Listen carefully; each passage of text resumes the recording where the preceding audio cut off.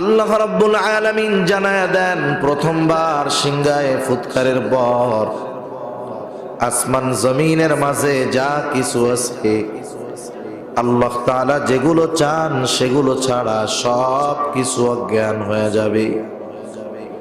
সব প্রাণী, সব প্রাণ, সব মানুষ অজ্ঞান হয়ে যাবে।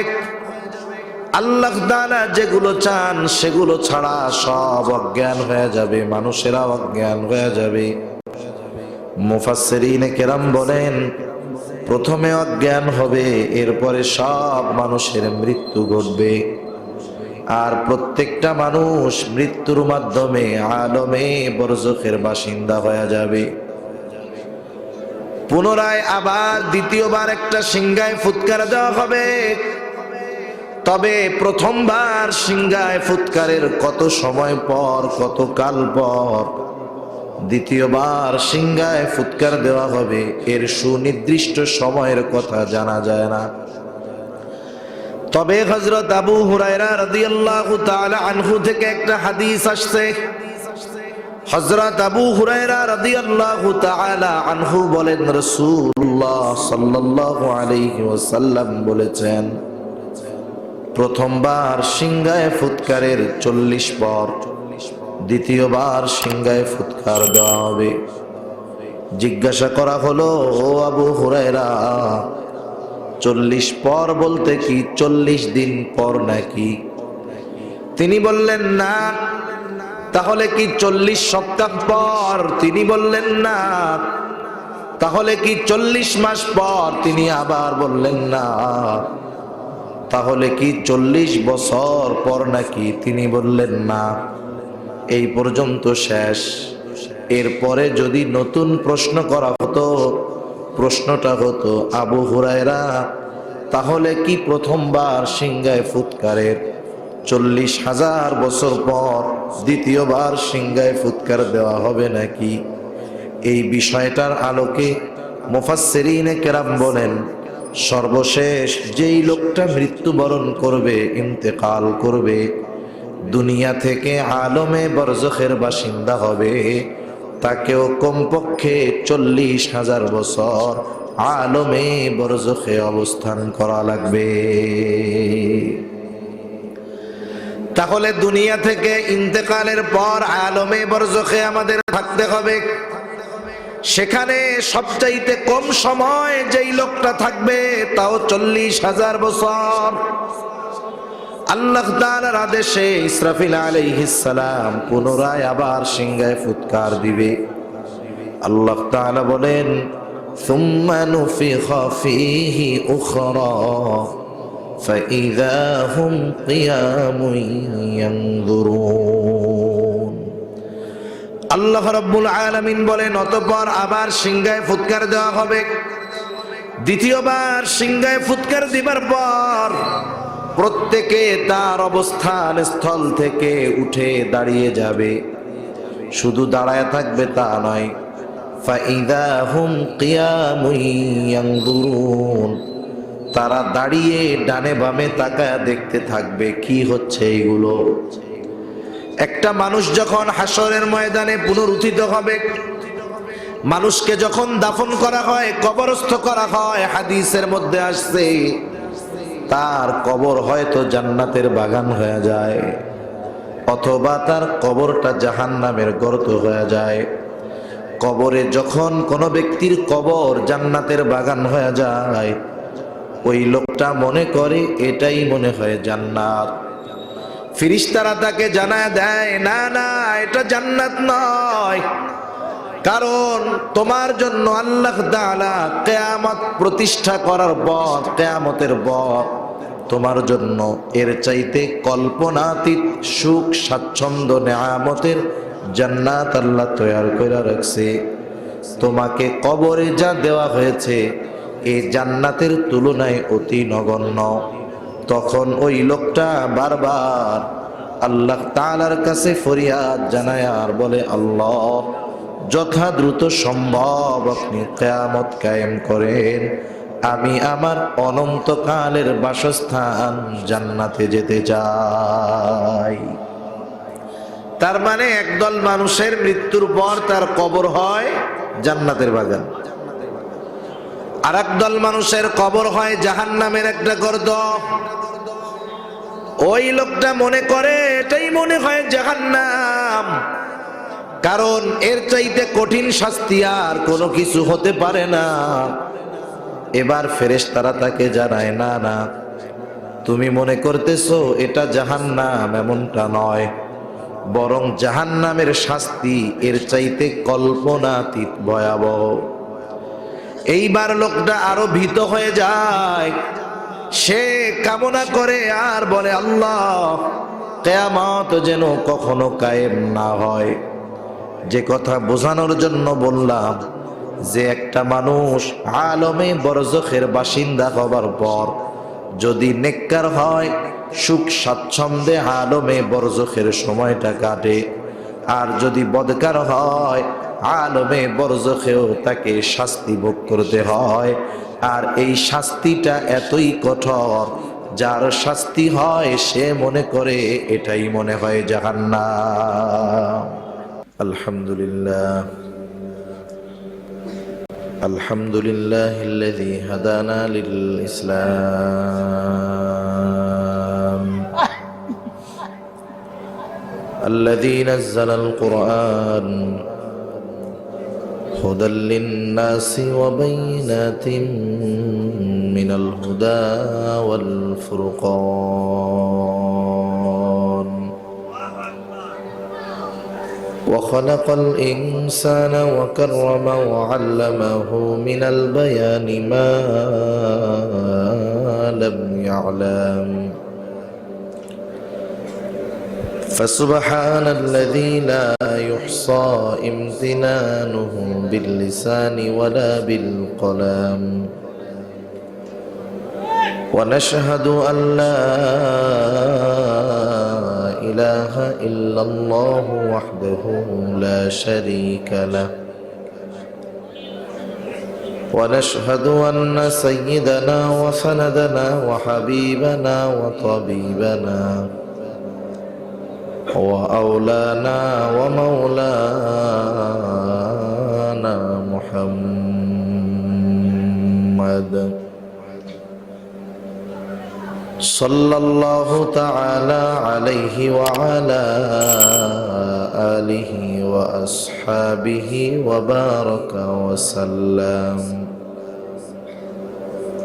وبارك وسلم تسليما كثيرا كثيرا. أما بعد فأعوذ بالله من الشيطان الرجيم. بسم الله الرحمن الرحيم.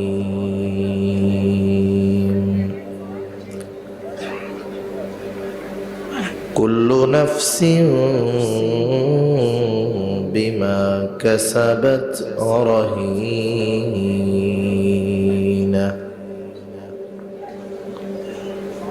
إلا أصحاب اليمين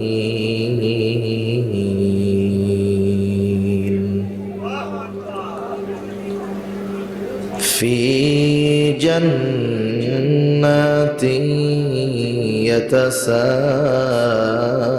يتساءلون عن المجرمين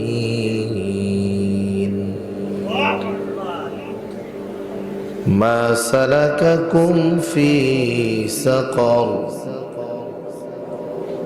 قالوا لم نك من المصلين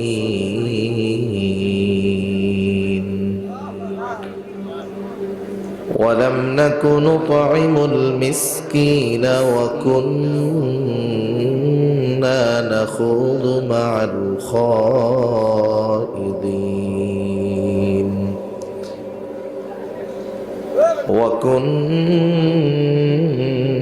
وكنا نكذب بيوم الدين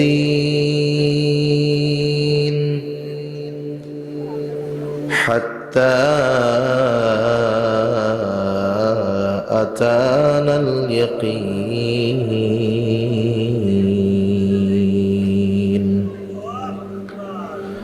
صدق الله العلي العظيم আমরা মুহাব্বতের সাথে সবাই দুরূদ শরীফ পাঠ করি اللهم صل على محمد وعلى آل محمد كما صليت على إبراهيم وعلى آل إبراهيم إنك حميد مجيد اللهم بارك على محمد وعلى آل محمد كما باركت على إبراهيم وعلى آل إبراهيم إنك حميد مجيد محمد يا कर कुफर को मिटाया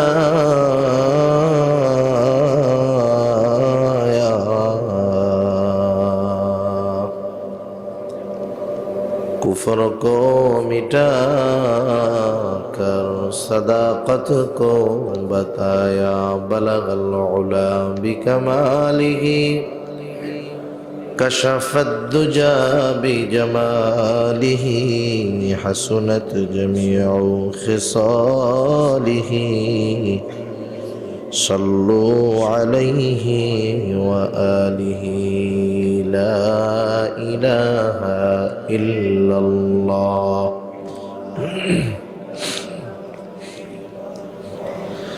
لا إله إلا الله لا إله إلا الله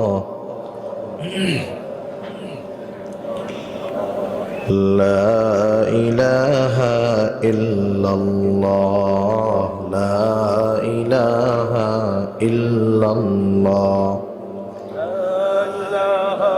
إلا الله لا إله إلا الله محمد رسول الله صلى الله عليه وسلم الحمد لله ঐতিহ্যবাহী ঝিনাইদহ জেলার অন্তর্গত কালীগঞ্জ থানাধীন ফরাসপুর নেককারিপাড়া বেলেঘাট ময়দানে ফুরফুরা ও বসিরহাট শরীফের অমর স্মৃতি স্মরণে মহান সিদ্দিকিয়া আমিনিয়া তফসিরুল কোরআন মাহফিল ও ইসালে সওয়াব উপলক্ষে আয়োজিত আজকের এই আয়োজনের সম্মানিত শ্রদ্ধেয় সভাপতি, আমন্ত্রিত প্রধান অতিথি, বিশেষ অতিথিবৃন্দ সহ সম্মানিত শ্রদ্ধেয় উলামায়ে কেরাম, সামনে উপস্থিত মুরব্বিয়ানে কেরাম, সমবয়সী যুবক বন্ধু, স্নেহের ছোট ভাই এবং পর্দার অন্তরালে অবস্থানরতা সম্মানিতা শ্রদ্ধেয় মা ও বোন, দয়াময় আল্লাহ রব্বুল আলামিনের দরবারে অগণিত শুকর যে মহান মালিক আমাদের হায়াতে বরকত দিয়ে সুস্থ রেখে দীর্ঘ সময় পর্যন্ত আপনাদের অঞ্চলের কৃতি সন্তান, শিহরণ শিল্পী গোষ্ঠীর সম্মানিত প্রতিষ্ঠাতা পরিচালক নাইমুল হক সাহেবের জবান থেকে গুরুত্বপূর্ণ কথা আপনারা শ্রবণ করতেছিলেন। আমিও আপনাদের খেদমতে কিছু দ্বীনি কথা পেশ করবার নিয়তে মহান আল্লাহ তাআলার তৌফিকে এখানে উপস্থিত হতে পেরেছি। যে মহান মানিব আমাদেরকে এমন একটি মোবারকময় মজলিসে আসার বসার সুযোগ করে দিলেন, সে মহান মানিবকে খুশি করার জন্য মহব্বতের সাথে জবান খুলে অন্তর থেকে আমরা একবার কালিমাতুশ শুকর পাঠ করি, আলহামদুলিল্লাহ। অগণিত দুরূদ ও সালাম সাইয়্যিদুল আম্বিয়া, আশরাফুল আম্বিয়া, খাতামুল আম্বিয়া, বিশ্বনবী, শেষ নবী, শ্রেষ্ঠ নবী মুহাম্মদুর রাসূলুল্লাহ সাল্লাল্লাহু আলাইহি ওয়াসাল্লামের উপর। আপনারা খুবই গুরুত্বপূর্ণ কথা শুনতেছিলেন। সামনে রমজান মাস, রমজান বিষয়ক কিছু কথা আপনাদের খেদমতে হযরত বলেছেন। একটা মানুষ আসলে দুনিয়াতে মনে করে অনেকে যে দুনিয়ার টাকা পয়সা, ধন দৌলত এটা মনে হয় সফলতার মাপকাঠি। আসলে দুনিয়া সম্পৃক্ত সফলতা এর মেয়াদ ততদিন, হায়াত আছে যতদিন। হায়াত শেষ, দুনিয়া সম্পৃক্ত সফলতারও ওই জায়গায় সমাপ্তি। সেজন্য দুনিয়া ক্ষণস্থায়ী, দুনিয়ার সফলতা বিফলতা সব ক্ষণস্থায়ী। আখিরাত চিরস্থায়ী। এজন্য আখিরাতের সফলতা বিফলতা এগুলো চিরস্থায়ী। দুনিয়ায় সফলতা অর্জন করা মানা নয়, তবে গুরুত্ব দেওয়ার দরকার আখিরাতের সফলতার ব্যাপারে। কারণ আল্লাহ না করুন কোনো ব্যক্তি যদি আখিরাতে বিফল হয়, ব্যর্থ হয়, তাহলে সেই ব্যর্থতা হবে অনন্তকালের ব্যর্থতা। ঠিক কিনা বলেন? আখিরাতে যদি কেউ সফল হতে পারে, তার এই সফলতা হবে অনন্তকালের সফলতা। আর আখিরাতে মূলত পরকালে সফলকে জাহান্নাম থেকে বেঁচে জান্নাতে যেতে পারবে যে, সে হলো আসল সফল। যেই সফলতার শুরু আছে, শেষ নাই। আবার কেউ যদি ওই দিন বিফল হয়, ব্যর্থ হয়, ওই ব্যর্থতার শুরু আছে, শেষ নাই। আর দুনিয়ার জিন্দেগির সফলতা বিফলতা এটা জোয়ার ভাটার মতো। অনেকে আজ ভালো আছে তো কাল মন্দ, কাল ভালো আছে তো পরশু মন্দ। জোয়ার ভাটার মতো দুনিয়ার হায়াতের অবস্থা হয়। সেজন্য আমাদের উচিত শুধুমাত্র দুনিয়ামুখী জীবনযাপন করা নয়, বরং দুনিয়ার চাইতে আখিরাতকে অতি অতি বেশি গুরুত্ব দেওয়া। আল্লাহ তাআলা আমাদের সকলকে বুঝবার তৌফিক দান করুন। সকলে বলি আমিন। আমি যেই বিষয়ে আপনাদের খেদমতে কথা বলার ইচ্ছা পোষণ করেছি, পবিত্র কোরআনুল কারীমের অন্যতম প্রসিদ্ধ সূরা মুদ্দাসসির থেকে কয়েকটা আয়াত তিলাওয়াত করেছি। আল্লাহ তাআলার কাছে তৌফিক চাই, আল্লাহ তাআলা কিছু কথা আমাকে বলার সুযোগ করে দেন যেগুলো আমাদের সকলের দুনিয়া এবং আখিরাতের জন্য কল্যাণকর হয়। জবান খুলে আবারও বলি আমিন। সম্মানিত উপস্থিতি, আমরা এই মুহূর্তে এইখানে যারা আছি, আমরা এখানে সহ গোটা দুনিয়াতে এই মুহূর্তে যত মানুষ আছে, একথা বলা যায় আজকে থেকে নিয়ে 100 বছর পর এই মুহূর্তে দুনিয়াতে যারা আছে এদের কেউই আর দুনিয়াতে থাকবে না। আমাদের সকলকে মৃত্যুর স্বাদ আস্বাদন করতেই হবে। দুনিয়ার অনেক সত্য আছে যেই সত্যগুলো সবাই বিশ্বাস করে না। যেমন আসমান জমিনের মালিক কে? আমার আপনার স্রষ্টা কে? আসমান জমিনের মালিক আল্লাহ, আসমান জমিনের স্রষ্টা আল্লাহ, আমার আপনার স্রষ্টা আল্লাহ। এ ব্যাপারে এখানে কেউ আছেন যে না হুজুর আমার একটু সংশয় সন্দেহ আছে? তাহলে আল্লাহ তাআলা যে আসমান জমিনের স্রষ্টা, এ ব্যাপারে কোনো সংশয় সন্দেহ নাই, সন্দেহাতীত সত্য। তবে বলেন তো, এই সত্যটাকে দুনিয়ার সব মানুষ বিশ্বাস করে না। সাধারণত আমরা যাদেরকে চিনি জানি, একটা দল আছে নাস্তিক, যারা স্রষ্টার অস্তিত্বকে অস্বীকার করে, আল্লাহ তাআলাকে বিশ্বাস করে না। আর আল্লাহকে যে বিশ্বাস করে না, আল্লাহ তাআলাকে স্রষ্টা হিসাবে বিশ্বাস করবে না, এটাই স্বাভাবিক। তাহলে দেখেন, দুনিয়ার অনেক সত্য আছে যে দুনিয়ার অনেক মানুষ বিশ্বাস করে না, তবে দুনিয়াতে একটা সত্য আছে যেই সত্যটা দুনিয়ার কেউ অবিশ্বাস করে না। সেই সত্যটার নাম হলো মউত, সেই সত্যটার নাম হলো মরণ। আছেন দুই একজন যে না হুজুর আমি মরণকে বিশ্বাস করি না? আছে? সারা দুনিয়ায় দুই একজন খুঁজে পাওয়া যাবে? তাহলে আমাদের সকলকে মরতেই হবে, এটা দুনিয়ার সব মানুষ বিশ্বাস করে, নাস্তিক হোক আর আস্তিক হোক। যখন কোনো মানুষ মারা যায়, সাধারণত আমাদের অঞ্চলে মানুষ মারা যাবার পর তার মৃত্যুর খবর যখন প্রচার করা হয়, মাইকে বলা হয় অমুক এলাকার অমুক আজ বিকাল 5 ঘটিকার সময় ইন্তেকাল করিয়াছে, এরকম বলে তো নাকি? বলে। এই মৃত্যুর খবর প্রচারের সময় একটা শব্দ বলে ইন্তেকাল, এটা আরবি শব্দ। ইন্তেকাল শব্দের অর্থ হলো স্থানান্তরিত হওয়া। তার মানে একটা মানুষ যখন মৃত্যুবরণ করে আমরা বলি ইন্তেকাল করেছে। ইন্তেকাল দ্বারা উদ্দেশ্য হলো স্থানান্তরিত হওয়া। তার মানে আমরা বলি যে অমুক এলাকার অমুক আজ বিকাল 5 ঘটিকার সময় দুনিয়ার জগৎ থেকে নতুন আর এক জগতে স্থানান্তরিত হয়েছে। মৃত্যুর মাধ্যমে তার সব কিছু শেষ হয়ে যায় নাই, বরং দুনিয়ার জগৎ থেকে স্থানান্তরিত হয়ে নতুন আর এক জগতের বাসিন্দা হয়েছে। হাদিসের ভাষায় সেই জগৎকে বলা হয় আলমে বরজখ। আমরা সাধারণ ভাষায় বলি কবর জগৎ। কথা বুঝতেছেন? আমাদের প্রত্যেককেই আলমে বরজখে অবস্থান করতে হবে দীর্ঘকাল, তবে অনন্তকাল নয়। সিংগায় ফুৎকারের মাধ্যমে আমাদের আলমে বরজখের অবস্থান শেষ হবে। আল্লাহ তাআলা কোরআনুল কারীমের মধ্যে বলেন ওয়ানুফিখা ফিস-সূর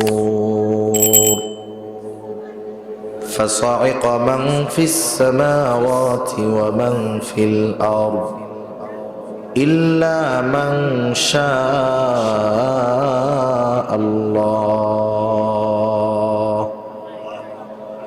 সুম্মা নুফিখা ফীহি উখরা فإذا هم قيام ينظرون। আল্লাহ রাব্বুল আলামিন বলেন, এই আয়াতের মাধ্যমে জানা যায় দুইবার সিংহায় ফুৎকার দেওয়া হবে। আল্লাহ রাব্বুল আলামিন জানায়া দেন, প্রথমবার সিংহায় ফুৎকারের পর আসমান জমিনের মাঝে যা কিছু আছে আল্লাহ তাআলা যেগুলো চান সেগুলো ছাড়া সব কিছু অজ্ঞান হয়ে যাবে। সব প্রাণী, সব প্রাণ, সব মানুষ অজ্ঞান হয়ে যাবে। আল্লাহ তাআলা যেগুলো চান সেগুলো ছাড়া সব অজ্ঞান হয়ে যাবে, মানুষেরা অজ্ঞান হয়ে যাবে। মুফাসসিরিনে কেরাম বলেন, প্রথমে অজ্ঞান হবে, এরপরে সব মানুষের মৃত্যু ঘটবে। আর প্রত্যেকটা মানুষ মৃত্যুর মাধ্যমে আলমে বরজখের বাসিন্দা হয়ে যাবে। পুনরায় আবার দ্বিতীয়বার একটা সিংহায় ফুৎকার দেওয়া হবে। তবে প্রথমবার সিংহায় ফুৎকারের কত সময় পর, কত কাল পর দ্বিতীয়বার সিংহায় ফুৎকার দেওয়া হবে, এর সুনির্দিষ্ট সময়ের কথা জানা যায় না।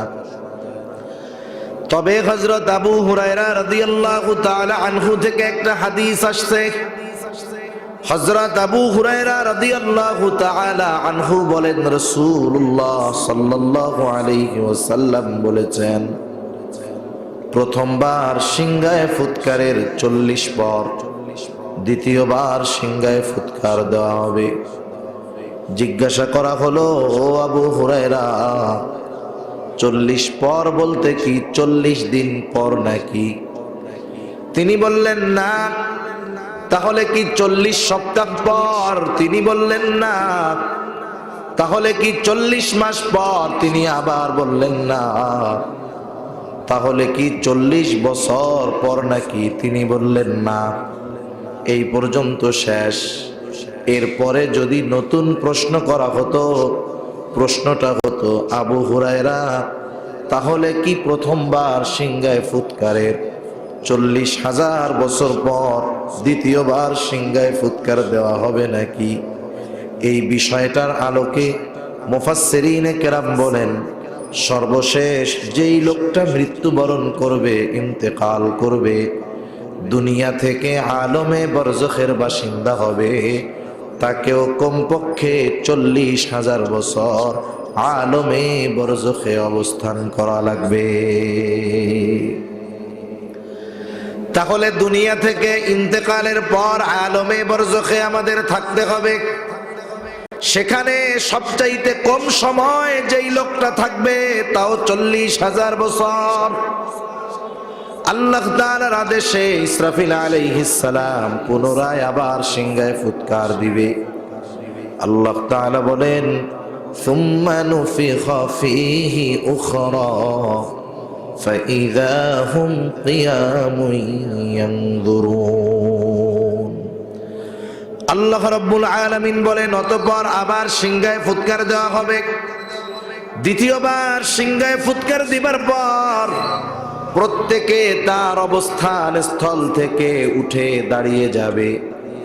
শুধু দাঁড়ায় থাকবে তা নয়, ফাইযা হুম কিয়ামুন ইয়ানজুরুন, তারা দাঁড়িয়ে ডানে বামে তাকায় দেখতে থাকবে কি হচ্ছে এগুলো। একটা মানুষ যখন হাসরের ময়দানে পুনরুত্থিত হবে, মানুষকে যখন দাফন করা হয়, কবরস্থ করা হয়, হাদিসের মধ্যে আসছে তার কবর হয়তো জান্নাতের বাগান হয়ে যায়, অথবা তার কবরটা জাহান্নামের গর্ত হয়ে যায়। কবরে যখন কোনো ব্যক্তির কবর জান্নাতের বাগান হয়ে যায়, ওই লোকটা মনে করে এটাই মনে হয় জান্নাত। ফেরেশতারা তাকে জানায় দেয়, না না, এটা জান্নাত নয়, কারণ তোমার জন্য আল্লাহ তাআলা কিয়ামত প্রতিষ্ঠা করার পর, কিয়ামতের পর তোমার জন্য এর চাইতে কল্পনাতীত সুখ স্বাচ্ছন্দ্য নেয়ামতের জান্নাত আল্লাহ তৈরি করে রাখছে। তোমাকে কবরে যা দেওয়া হয়েছে এই জান্নাতের তুলনায় অতি নগণ্য। তখন ওই লোকটা বারবার আল্লাহ তাআলার কাছে ফরিয়াদ জানায় আর বলে, আল্লাহ, যথা দ্রুত সম্ভব আপনি কিয়ামত কায়েম করেন, আমি আমার অনন্তকালের বাসস্থান জান্নাতে যেতে চাই। তার মানে একদল মানুষের মৃত্যুর পর তার কবর হয় জান্নাতের বাগান, আর একদল মানুষের কবর হয় জাহান্নামের একটা গর্ত। ওই লোকটা মনে করে এটাই মনে হয় জাহান্নাম, কারণ এর চাইতে কঠিন শাস্তি আর কোনো কিছু হতে পারে না। এবার ফেরেশতারা তাকে জানায়, না না, তুমি মনে করতেছো এটা জাহান্নাম, এমনটা নয়, বরং জাহান্নামের শাস্তি এর চাইতে কল্পনাতীত ভয়াবহ। এইবার লোকটা আরো ভীত হয়ে যায়, সে কামনা করে আর বলে, আল্লাহ, কিয়ামত যেন কখনো কায়েম না হয়। যে কথা বোঝানোর জন্য বললাম, যে একটা মানুষ আলমে বরজখের বাসিন্দা হবার পর যদি নেককার হয়, সুখ স্বাচ্ছন্দ্যে আলমে বরজখের সময়টা কাটে, আর যদি বদকার হয় আলমে বরজখেও তাকে শাস্তি ভোগ করতে হয়। আর এই শাস্তিটা এতই কঠোর, যার শাস্তি হয় সে মনে করে এটাই মনে হয় জাহান্নাম। কবর জান্নাতের বাগান হোক আর জাহান্নামের গর্ত হোক, সবাই তো হাসরের দিন উঠবে নাকি? কথা বুঝতেছেন তো? আমি তো আবার গরম ওয়াজ করতে পারি না। এখন দেখা গেল আপনারা ঘুমাইলেন, ঘুম টুম দিয়েন না, একটু খেয়াল করে শুনেন। নারায়ে তাকবীর, আর একটু জোরে নারায়ে তাকবীর। এরকম তাকবীর তুকবীর দুই একবার দিয়া ঘুম ভাঙাইতে হইব আর কি। তা সবাই উঠবে, সবাই উঠবে। সবাই ওঠার পর যার কবরে আযাব ছিল সেও উঠবে। ওঠার পরে শুধু কিয়ামতের ময়দানের আবহাওয়াটা দেখবে। এই যে বৈশাখ মাস আসতেছে, সকাল বেলায় আবহাওয়া ক্লিয়ার পরিষ্কার, হঠাৎ করে দেখা যায় 10টা-11টার সময় সারা আকাশ এমন কালো মেঘে ছেয়ে যায় যে ওই সময়ের ওই দৃশ্যটা দেখলে এমনিই অন্তরের মধ্যে ভয় ভয় লাগে। হয় কি হয় না? কিছুই কিন্তু হয় নাই, শুধু আবহাওয়া দেখাই ভয়। ওই লোকটা যার কবরে আযাব ছিল সে যখন হাসরের ময়দানে উঠবে, হাসরের ময়দানের অবস্থা দেখে সে তার কবরের আযাবের কথা ভুলে যাবে। সে মনে করবে আমি কবরে ঘুমায়াছিলাম, আরামে ছিলাম। কি বলবে তারা? আল্লাহ তাআলা কোরআনুল কারীমের মধ্যে বলেন, ওয়া নুফিখা ফিস-সূর ফাইযা হুম মিনাল আজদাসি ইলা রাব্বিহিম ইয়ানসিলুন। তারা বলবে, ইয়া ওয়াইলানা মান বাআসানা মিন মারকাদিনা। তারা বলবে, হায় দুর্ভোগ, কে আমাদেরকে আমাদের অবস্থান স্থল থেকে জাগায় দিল। ইয়া ওয়াইলানা মান বাআসানা মিন মারকাদিনা, কে আমাদেরকে আমাদের অবস্থান স্থল থেকে জাগায় দিল, উঠায়া দিল। জাগানো যায় তাকে, ঘুমায়া থাকে যে। আপনি জাগ্রত মানুষকে জাগাতে পারবেন না, আপনি জাগাইতে পারবেন তাকে যে ঘুমায়া থাকে। এই জন্য জাহান্নামীরা মনে করবে তারা কবরে মনে হয় ঘুমায়া ছিল। এই জন্য বলবে, কে আমাদেরকে আমাদের অবস্থান স্থল থেকে জাগায়া দিল। তাদের এই কথার জবাবে মুমিনরা অথবা ফেরেশতারা বলবে, হাদা মা ওয়াদার রহমান। এটা হলো দয়াময়ের সেই প্রতিশ্রুত দিবস, যেই দিবসের ওয়াদা, যেই দিবসের প্রতিশ্রুতি দয়াময় আল্লাহ তাআলা দিয়েছেন। শুধু তাই না, ওয়াসাদাকাল মুরসালুন, যেই দিবসের সত্যায়ন রাসূলগণ করেছে। এটা হলো সেই দিবস, যেই দিবসের এক নাম হলো ইয়াউমুল হাসর, যেই দিবসের এক নাম হলো ইয়াউমুল জাযা, যেই দিবসের স্মরণ প্রতিনিয়ত প্রতি রাকাত নামাজে আমাদের স্মরণ করায়া দেওয়া হয়। আমরা যখন মসজিদে জামাতের সাথে নামাজ পড়ি, ইমামের কেরাত, মুসল্লির কেরাত, ইমামতি করার সময় ইমাম সূরা ফাতিহা পড়েন কি পড়েন না? ইমাম সাহেব সূরা ফাতিহা পড়ে। আমরা যখন একা নামাজ পড়ি, সুন্নাত পড়ি, ওয়াজিবের পড়ি, নফল নামাজ পড়ি, আমরাও সূরা ফাতিহা পড়ি। সূরা ফাতিহার মধ্যে ইমামও বলেন, আমরা যখন একা পড়ি আমরাও বলি মালিকি ইয়াউমিদ্দিন। আমরা বলি, ইমাম বলেন আল্লাহ হলেন বিচার দিবসের মালিক। আল্লাহ তাআলা বিচার দিবসের মালিক। ওই দিনের আরেক নাম হলো বিচার দিবস। ওই দিবসের একচ্ছত্র আধিপত্য, ওই দিবসের বিচারক যিনি, তিনি কে? প্রতি রাকাত নামাজে আমাদেরকে ওই দিবসের কথা স্মরণ করায় দেওয়া হয়। শুধু তাই না, ওই দিবসের ভয়াবহতা কত হবে। রাসূলুল্লাহ সাল্লাল্লাহু আলাইহি ওয়াসাল্লাম বলেন, কিয়ামতের দিন প্রত্যেকটা মানুষ বিবস্ত্র অবস্থায় উঠবে, কারো গায়ে কোনো পোশাক থাকবে না। আয়েশা সিদ্দিকা রাদিয়াল্লাহু তাআলা আনহা জিজ্ঞাসা করলেন, ইয়া রাসূলুল্লাহ, মানুষেরা কি লজ্জা পাবে না? একজন কি আরেকজনের দিকে তাকাবে না? নবীজি বললেন, আয়েশা, মানুষ এতটা চিন্তিত ভীত থাকবে যে একজন আরেকজনের দিকে তাকানোর বিষয়টা চিন্তাও করবে না, কল্পনাও করবে না, চিন্তাও করবে না। কারণ প্রত্যেকটা মানুষ নিজের ব্যাপারে এতটা ভীত চিন্তিত থাকবে। তাহলে সেই দিবসের এক নাম হলো ইয়াউমুল হাসর। কেন? হাসর অর্থ হলো একত্রিত করা, জমা করা। ওই দিন দুনিয়া থেকে যত মানুষ গেছে, যত মানুষ আছে, যত মানুষ আসবে, সব মানুষকে ওই দিন একত্রিত করবেন কে? ওই দিনের আর এক নাম হলো ইয়াউমুল জাযা। প্রতিদান দিবস, ফলাফল দিবস। আল্লাহ রাব্বুল আলামিন বলেন, ওয়া ইন্নামা তুওয়াফাউনা উজুরাকুম ইয়াওমাল কিয়ামাহ ফামান যুহজিহা আনিন নার ওয়া উদখিলাল জান্নাতা ফাকাদ ফাজ। আল্লাহ রাব্বুল আলামিন বলেন, কিয়ামতের দিন প্রত্যেকটা মানুষকে তার কর্মের পূর্ণ প্রতিদান দেওয়া হবে। মুফাসসিরিন একরাম বলেন, কিয়ামতের দিন প্রত্যেকটা মানুষকে তার দুনিয়ার কর্মের পূর্ণ প্রতিদান আল্লাহ তাআলা দিবেন। ফামান যুহজিহা আনিন নার ওয়া উদখিলাল জান্নাতা ফাকাদ ফাজ।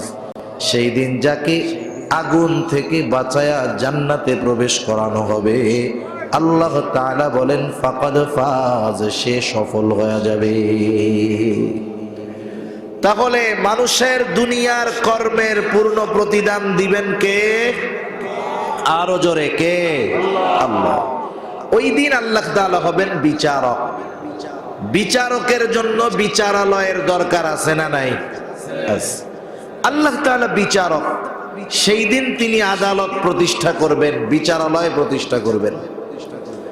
আল্লাহ তাআলা কোরআনুল কারীমের মধ্যে বলেন, ওয়ানাদাউল মাওয়াজিনাল কিসতা লিয়াউমিল কিয়ামাতি ফালা তুযলামু নাফসুন শাইআ ওয়া ইন কানা মিসকালা হাববাতিন মিন খারদালিন আতাইনা বিহা ওয়া কাফা বিনা হাসিবিন। আল্লাহ তাআলা বলেন, আমি কিয়ামতের দিন ইনসাফের আদালত কায়েম করব, ন্যায় বিচারের বিচারালয় প্রতিষ্ঠা করব। আল্লাহ তাআলা বলেন, ফালা তুযলামু নাফসুন শাইআ, আমার বিচারালয় হলো এমন বিচারালয় যেখানে কারো প্রতি সামান্যতম জুলুম করা হবে না। কিন্তু বাস্তবতা হলো এখন গোটা দুনিয়ার বিচারালয়গুলোয় ন্যায় বিচার তো পাওয়াই যায় না, বরং অবিচার আর জুলুমে ভরা। বিচারালয়ের মধ্যে ন্যায় বিচারের খবর নাই। সেজন্য কত সময় দেখবেন টপ ক্লাস হত্যা মামলার আসামি জামাইয়া দূরে আছে, আবার দেখবেন কোন কারণে তাকে ধরা হয়েছে সেও জানে না। নিরপরাধ ব্যক্তি ফাঁসির জন্য দিনক্ষণ গুনতেছে, আছে না নাই? এগুলো কেন হয়? ন্যায় বিচার না থাকার কারণে। সেজন্য মনে রাখতে হবে, এ দুনিয়াতে যারা মাজলুম, ন্যায় বিচার বঞ্চিত, মনে রাখতে হবে আজকে হয়তো তারা মাজলুম, আজকের দিনটা হয়তো জালেমের, কিন্তু আগামী দিনটা হবে মাজলুমের ইনশাআল্লাহ।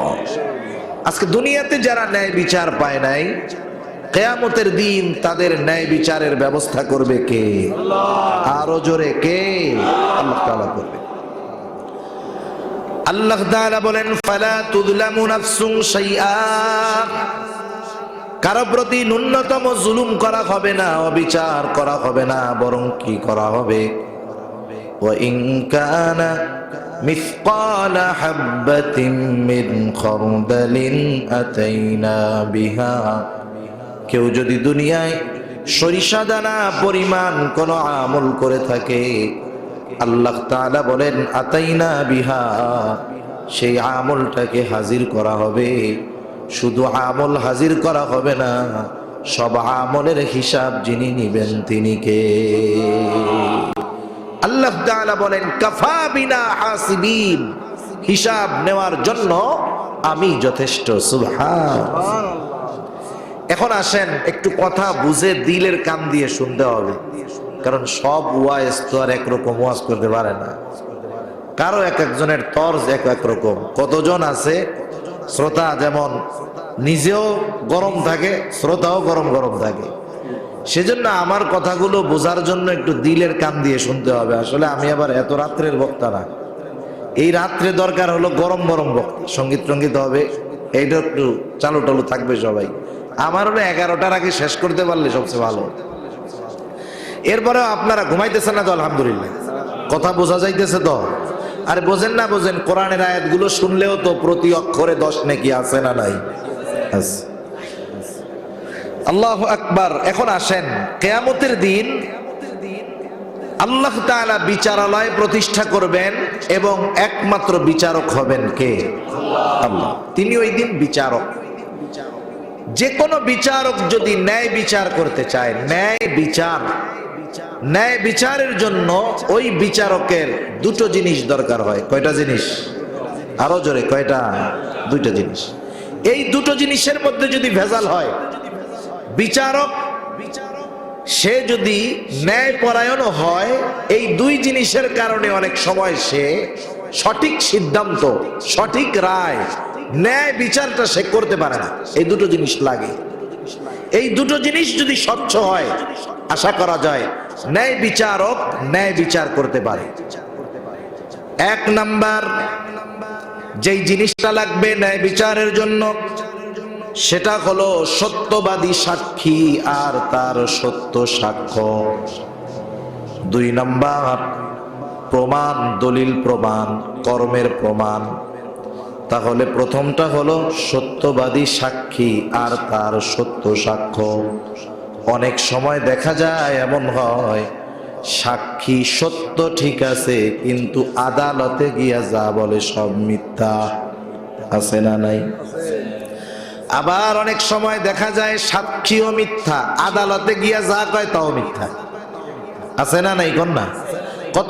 কতজনের সাক্ষী হিসাবে দাঁড় করায়, যার বিপক্ষে অথবা যার পক্ষে সাক্ষী দিবে, ওই সাক্ষী ওই লোকটারে জীবনে দেখেও নাই, চিনেও না, জানেও না, কিন্তু তার পক্ষে বলতেছে আমি এই দেখছিলাম।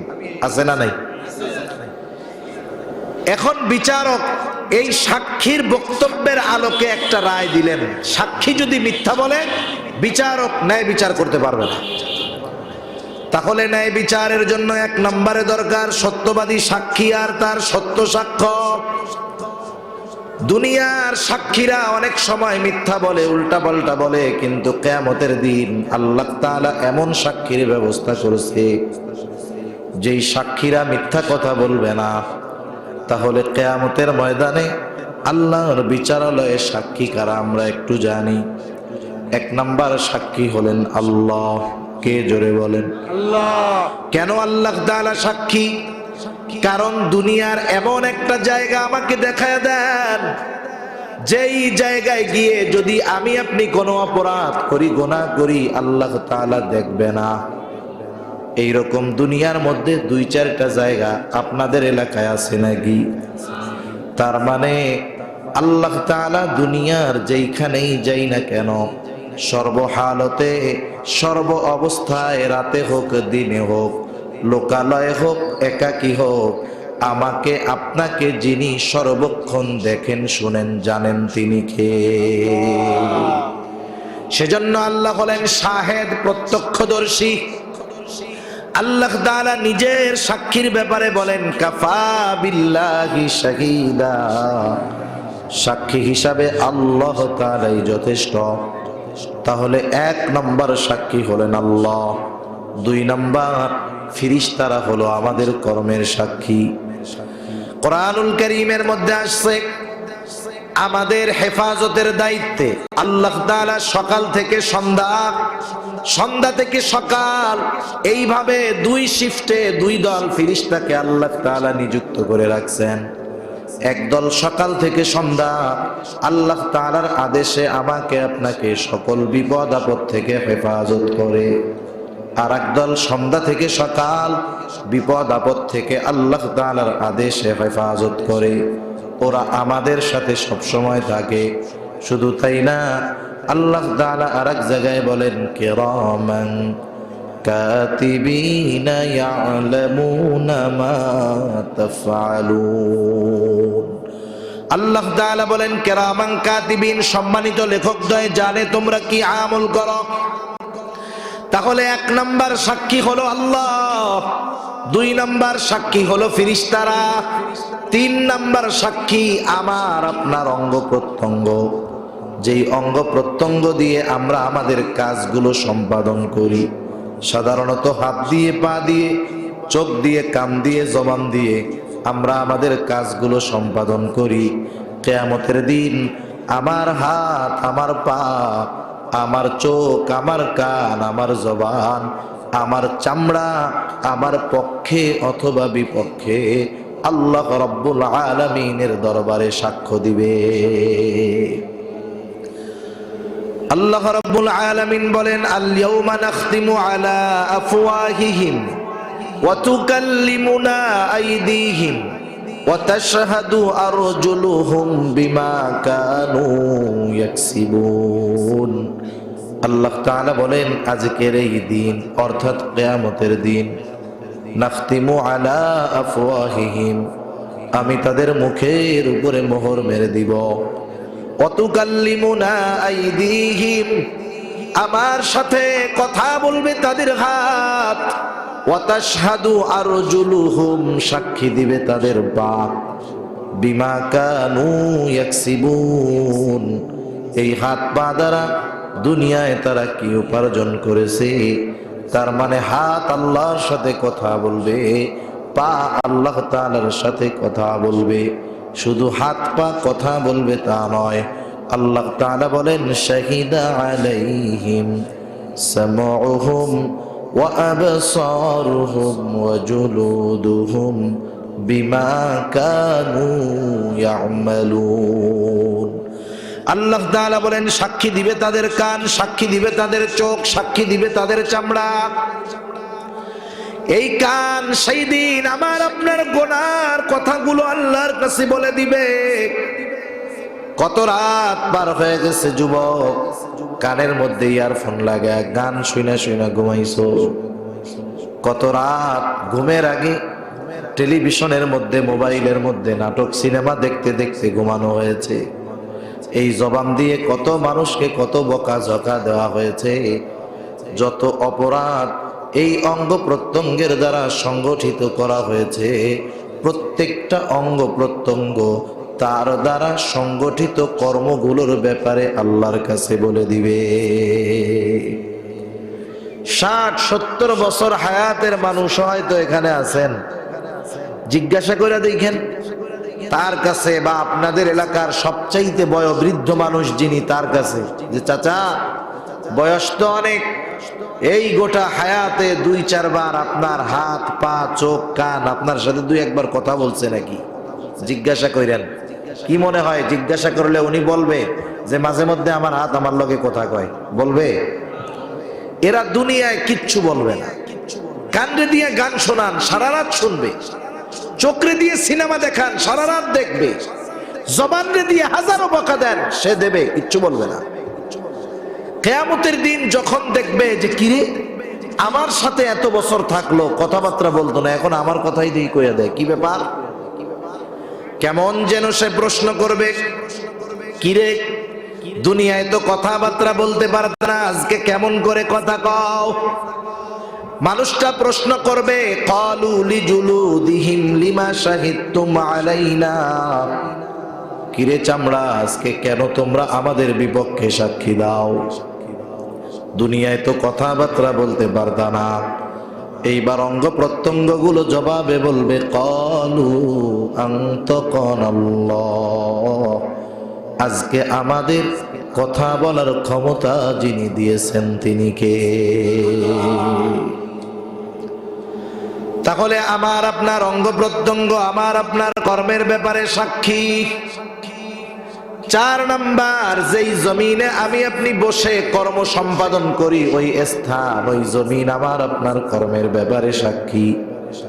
5 নম্বর, সময়, সময় আমার আপনার কর্মের ব্যাপারে সাক্ষী।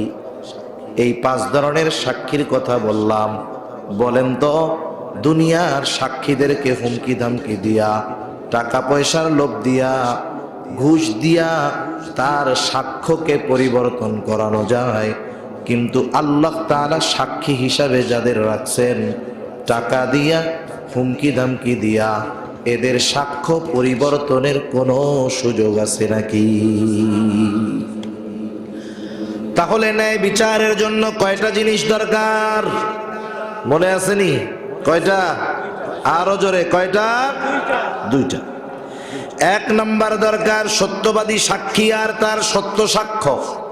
এক নাম্বার যেটা দরকার সেটার যথাযথ ব্যবস্থা করেছেন কে? দুই নাম্বার যেটা দরকার কর্মের সংরক্ষণ, দলিল। আল্লাহ তাআলা আমার আপনার সাথে সর্বদা কয়েকজন ফেরেশতা নিযুক্ত করে রাখছেন। ডান কাঁধে একজন আছে, বাম কাঁধে একজন আছে। আল্লাহ তাআলা বলেন, ইয ইয়াতালাক্কাল মুতালাক্কিয়ানি আনিল ইয়ামিনি ওয়া আনিশ শিমালি কাঈদ। আল্লাহ তাআলা বলেন, ডান কাঁধে একজন, বাম কাঁধে একজন। ডান কাঁধে যিনি, তিনি আমাদের নেকের কাজগুলো লেখে। বাম কাঁধে যিনি, তিনি আমাদের গুনার কাজগুলো লেখে। আর একজন ফেরেশতা আছে, আমরা দুনিয়ায় যত কথা বলেছি, বলছি, বলবো, সব কথাগুলো কিন্তু ধ্বংস হয়ে যায় না। বিজ্ঞান বলে, বিজ্ঞান যে মানুষ যেই কথাগুলো বলে তার সব কথাগুলো বাতাসের মধ্যে থেকে যায়। আমরা যত কথা বলি, যত কথা বলবো, কোনো কথা ধ্বংস হয়ে যাবে না। বিজ্ঞান বলতেছে সব কথা বাতাসের সাথে মিশে আছে। কিসের সাথে? বাতাসের সাথে। বিজ্ঞানীরা চেষ্টা করতেছে যে আমাদের অতীতের যেই মহান পুরুষেরা, অতীতের যেই বড় বড় মানুষেরা, তাদের ভয়েসগুলো, তাদের কণ্ঠের শব্দগুলো, উচ্চারণগুলো, কথাগুলো তারা খুঁজে বের করার চেষ্টা করতেছে।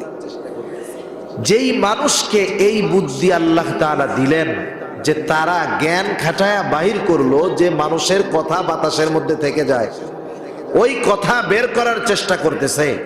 বলেন তো মানুষকে এই বুদ্ধি দিছে কে? আরো জোরে কে? সেই আল্লাহ যদি কিয়ামতের দিন বলে যে দুনিয়ার আব্দুর রহিম, আব্দুল করিম, বাতাস দুনিয়ায় যত কথা বলছে ওর সব কথাগুলো আলাদা করে আমার কাছে হাজির করো, বলেন তো এটা আল্লাহর জন্য কি কঠিন? অতি অতি সহজ কাজ আল্লাহ তাআলার জন্য। একজন ফেরেশতা আমার আপনার সাথে আছে, তার দায়িত্ব হলো আমরা যা উচ্চারণ করি সে তা সংরক্ষণ করে। আল্লাহ তাআলা বলেন, মা ইয়ালফিযু মিন কাওলিন ইল্লা লাদাইহি রাকীবুন আতীদ। আল্লাহ তাআলা বলেন সদা তৎপর একজন ফেরেশতা আছে। মা ইয়ালফিযু মিন কাওল, মানুষ যা জবান দিয়ে উচ্চারণ করে সে তা সংরক্ষণ করে রাখে। এই ফেরেশতারা আমার আপনার থেকে কখনো আলাদা হয় না, সব সময় থাকে। চোর চুরি করতে গেলে থাকে, ডাকাত ডাকাতি করতে গেলে থাকে, সন্ত্রাস সন্ত্রাসী করতে গেলে থাকে, জেনাখোর জেনা করতে গেলে থাকে। এরা কখনো আমার আপনার থেকে আলাদা হয় না। এক হুজুরে ওয়াজ করেছে, ওয়াজের মধ্যে বলতেছে যে শোনেন, যেই ঘরের মধ্যে ছবি থাকবে, কুকুর থাকবে, সেই ঘরের মধ্যে ফেরেশতা ঢুকবে না। উনি ওয়াজটার ব্যাখ্যা করে বলেন নাই।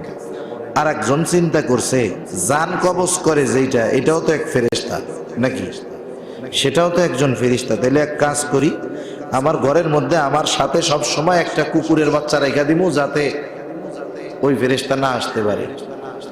এখন কন্ত ও যদি ঘরের মধ্যে কুকুর না, ও যদি কুকুরের ঘরের মধ্যে গিয়েও শুয়ে থাকে, হায়াত যখন শেষ হবে ওই ফেরেশতারে কি কুকুরে ঢাকাইতে পারবে? কথা হলো, রহমতের ফেরেশতা ঘরে প্রবেশ করে না। কিছু ফেরেশতা আছে, কিছু দিয়ে তাকে ঠেকানো যাবে না। ওই ফেরেশতাগুলোর মধ্যে আমার আপনার সাথে এই সম্মানিত দুই লেখকদ্বয়, ডান কাঁধে একজন, বাম কাঁধে একজন, আর একজন যে আমাদের কথাগুলো সংরক্ষণ করে, যেই জায়গায় যাই না কেন এরা সব সময় আমাদের সাথে থাকে। সুবহানাল্লাহ। এরা আমাদের কথা কর্মগুলো ফাইল করতেছে, আমলনামা কিতাব আকারে প্রস্তুত করতেছে। ওই যে ইয়াউমুল হাসর, যেই দিন সকলকে একত্রিত করা হবে, সেই দিন প্রত্যেকের কাছে প্রত্যেকের কর্মের আমলনামা পৌঁছা দেওয়া হবে। কিয়ামতের দিন আমলনামাগুলো ছেড়ে দেওয়া হবে।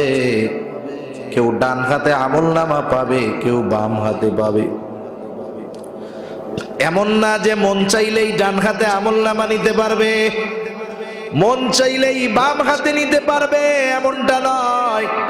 বরং কে আমলনামা ডান হাতে পাবে কে বাম হাতে পাবে দুনিয়ার আমল দ্বারা তা নির্ধারিত হয়ে যাবে। আমলনামাগুলো যখন ছেড়ে দেওয়া হবে, কেউ ডান হাতে আমলনামা পাবে, তারা কত আনন্দিত হবে।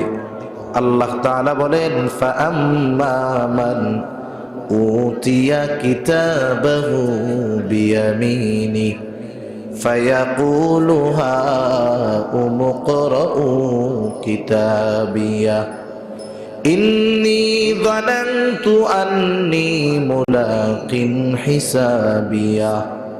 ডান হাতে যারা আমলনামা পাবে তারা বলবে অন্যান্য মানুষদেরকে যে এই তো আমার কিতাব, এই তো আমার আমলনামা, তোমরা পড়ো আমার আমলনামা, পড়ো আমার কিতাব। সে সাথে সাথে বলবে কেন সে ডান হাতে আমলনামা পাইলো? সে বলবে শোনো, ইন্নী যানানতু আন্নী মুলাকিন হিসাবিয়া, আমি এই ব্যাপারে দৃঢ় বিশ্বাস রাখতাম, দৃঢ় ধারণা রাখতাম যে আমাকে আমার কর্মের হিসাবের মুখোমুখি হওয়া লাগবে। এই জন্য দুনিয়ায় আমি নেক আমল করতাম, সেই কারণেই আজকে কিয়ামতের দিন আমল নামা পেয়েছি ডান হাতে। আর যারা বাম হাতে আমল নামা পাবে, বাম হাতটা বুক চিরে পেছন দিকে নেওয়া হবে, এরপরে বাম হাতে আমল নামা দেওয়া হবে। আমল নামা বাম হাতে পাওয়ার পর ওই মানুষগুলো বলবে, ইয়া লাইতানি লাম উতা কিতাবিয়া ওয়া লাম আদরি মা হিসাবিয়া। বলবে হায় দুর্ভোগ, আমি যদি এই আমল নামা কিতাব না পাইতাম কতই না ভালো হতো। ওয়া লাম আদরি মা হিসাবিয়া, আমি যদি আমার এই হিসাবটা না জানতাম কতই না ভালো হতো। অর্থাৎ ডান হাতে যে আমল নামা পাবে সে জান্নাতি, বাম হাতে যে আমল নামা পাবে সে জাহান্নামী।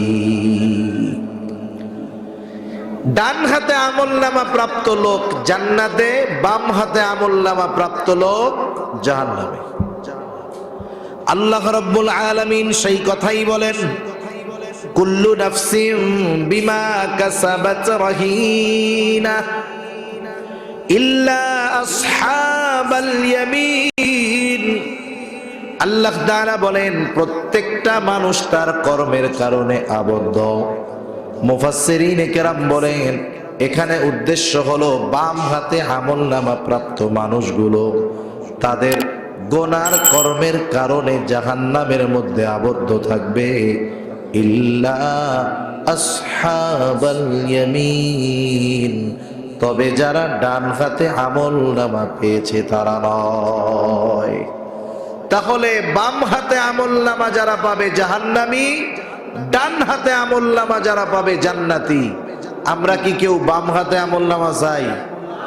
কারা কারা ডান হাতে আমলনামা পেয়ে জান্নাতে যেতে চাই? নারায়ে তাকবীর, নারায়ে তাকবীর। আল্লাহ আমাদের সকলকে জান্নাতি হিসাবে কবুল করুক, জোরে বলি আমিন। আমি আর বেশি সময় করব না, বেশি সময় কষ্ট আপনাদের দিব না। অল্প সময়ের মধ্যে আমি আমার মূল আলোচনাটা গুছায় নিয়ে আসছি ইনশাআল্লাহ। জান্নাতি জান্নাতে যাবার পর জান্নাতে গিয়ে সে দুনিয়ার সব পরিচিত মানুষদেরকে খুঁজবে। বলেন তো, জান্নাতি জান্নাতে গিয়ে যদি দুনিয়ার সব পরিচিত মানুষকে খুঁজে, সে কি জান্নাতে দুনিয়ার সব পরিচিত মানুষকে পাবে? পাবে না। তাফসীরে ইবনে কাসীরের মধ্যে আসছে আল্লাহ তাআলা জান্নাতি আর জাহান্নামীদের মধ্যে দেখা ও কথাবার্তার ব্যবস্থা করে দিবেন। জান্নাতি জাহান্নামীকে দেখবে, জাহান্নামী জান্নাতীকে দেখবে। জান্নাত কি যখন জাহান্নামের দিকে তাকায় দেখবে দুনিয়ার অনেক পরিচিত মানুষ ওই জাহান্নামের শাস্তি ভোগ করতেছে, হয়তো তার কাছের বন্ধু আত্মীয় স্বজন প্রিয়জন। এই দৃশ্য যখন লোকটা দেখবে সে আল্লাহর দরবারে কৃতজ্ঞতার মাত্রা বাড়ায়া দিবে। সে বলবে, আল্লাহ, দুনিয়ায় তো ওদের সাথে চলতাম, ওদের সাথে আমার সম্পর্ক ছিল, চলাফেরা ছিল। আল্লাহ, আপনি যদি আমার প্রতি দয়া না করতেন আল্লাহ, আজকে হয়তো আমাকেও ওদের সাথে জাহান্নামের মধ্যে থাকা লাগতো। আপনি আমার প্রতি দয়া করেছেন বিদায় আজকে আমি জান্নাতে আসতে পেরেছি। এইবার জাহান্নামী জান্নাতের দিকে তাকায় দেখবে, জান্নাতের মধ্যে তার পরিচিত আপনজন প্রিয়জন অনেকে জান্নাতের নাজ নেয়ামত ভোগ করতেছে, সে জাহান্নামের শাস্তি ভোগ করতেছে। এই দৃশ্যটা দেখবার পর এমনিতেই তো জাহান্নামে যাওয়ার কষ্ট, এই দৃশ্য দেখার পর তার আফসোসটা বেড়ে যাবে। কারণ তার প্রিয়জন আপনজন জান্নাতে, সে জাহান্নামে। সে দুনিয়ার কিছু সময়ের জন্য আফসোস করবে, যেই সময়গুলো ভালো কাজ করার সুযোগ থাকার পরেও করে নাই। বাজারে একই সাথে দোকানদারি করে, ব্যবসা করে। এক দোকানদার আজান হলে নামাজে যায়, আর একজন আজান হলে নামাজে যায় না। বলেন তো এমন আছে না নাই? বন্ধুরা একই মাঠে খেলে, একসাথে খেলে, একই সাথে চলে। আজান দিল, নামাজের সময় হলো, 2 জন নামাজ পড়তে যায়, 10 জন যায় না। বন্ধুরা একসাথে চলে, 2 জন ভালো কাজ করে, বাকিগুলা মন্দ কাজ করে। হয় কি হয় না? এই যে যারা মন্দ কাজ করছে, নেকের কাজ করে নাই, ওরা তখন আফসোস করবে আর বলবে, আহারে আমরা যদি দুনিয়ায় ওদের সাথেই তো থাকতাম, যদি মসজিদে যাইতাম, নামাজি হইতাম, গুনার কাজ থেকে যদি বাঁচতাম, তাহলে আজকে আমিও ওদের সাথে জান্নাতে থাকতে পারতাম। এই যে আফসোস, এই আফসোস তাদের অন্তরে, তো আফসোসের কারণে কষ্টটা বেশি অনুভব হবে। এবার আল্লাহ তাআলা তাদের মধ্যে কথার ব্যবস্থা করে দিবে। কারণ জান্নাতি বান্দাদের জানতে মন চায়, আমার আপনজন প্রিয়জন কেন জাহান্নামী হলো। আল্লাহ তাআলা জানায় দেন, ফি জান্নাতি ইয়াতাসাআলুনা আনিল মুজরিমিন। জান্নাতীরা পরস্পর মুজরিম, পাপী তথা জাহান্নামীদেরকে জিজ্ঞাসা করবে, মা সালাকাকুম ফি সাকর। জান্নাতীরা পরস্পর ওই জাহান্নামীদেরকে জিজ্ঞাসা করবে, তোমরা জাহান্নামে যাওয়ার কারণ কি? কোন কারণে তোমরা জাহান্নামে গেলা? কারণ দুনিয়ায় তো একসাথেই চলতাম, একে অপরের পরিচিত ছিলাম, একই মাঠে খেলতাম, একই বাজারে ব্যবসা করতাম, একই অফিসে চাকরি করতাম। আমরা জান্নাতি, তোমরা কোন কারণে জাহান্নামী হলা? এইবার জাহান্নামীরা তাদের জাহান্নামে যাওয়ার 4টি কারণ বলবে। কয়টা কারণ? আরো জোরে, কয়টা কারণ? এই জাহান্নামীরা বলবে, এই 4 কারণে আমরা জাহান্নামী। এই সূরার এই আয়াতগুলোর আলোকে আজকের মাহফিল থেকে আমাদের যেই জিনিসটা নিয়ে যেতে হবে, সেটা হলো মাহফিলের শেষে এক একটা খিচুড়ির প্যাকেট, নাকি? এগুলো নিয়ে যেতে হবে। ওইটা কি আসল? আরে ওইটা তো হাদিয়া দিছে। কি কথা শুনতেছি!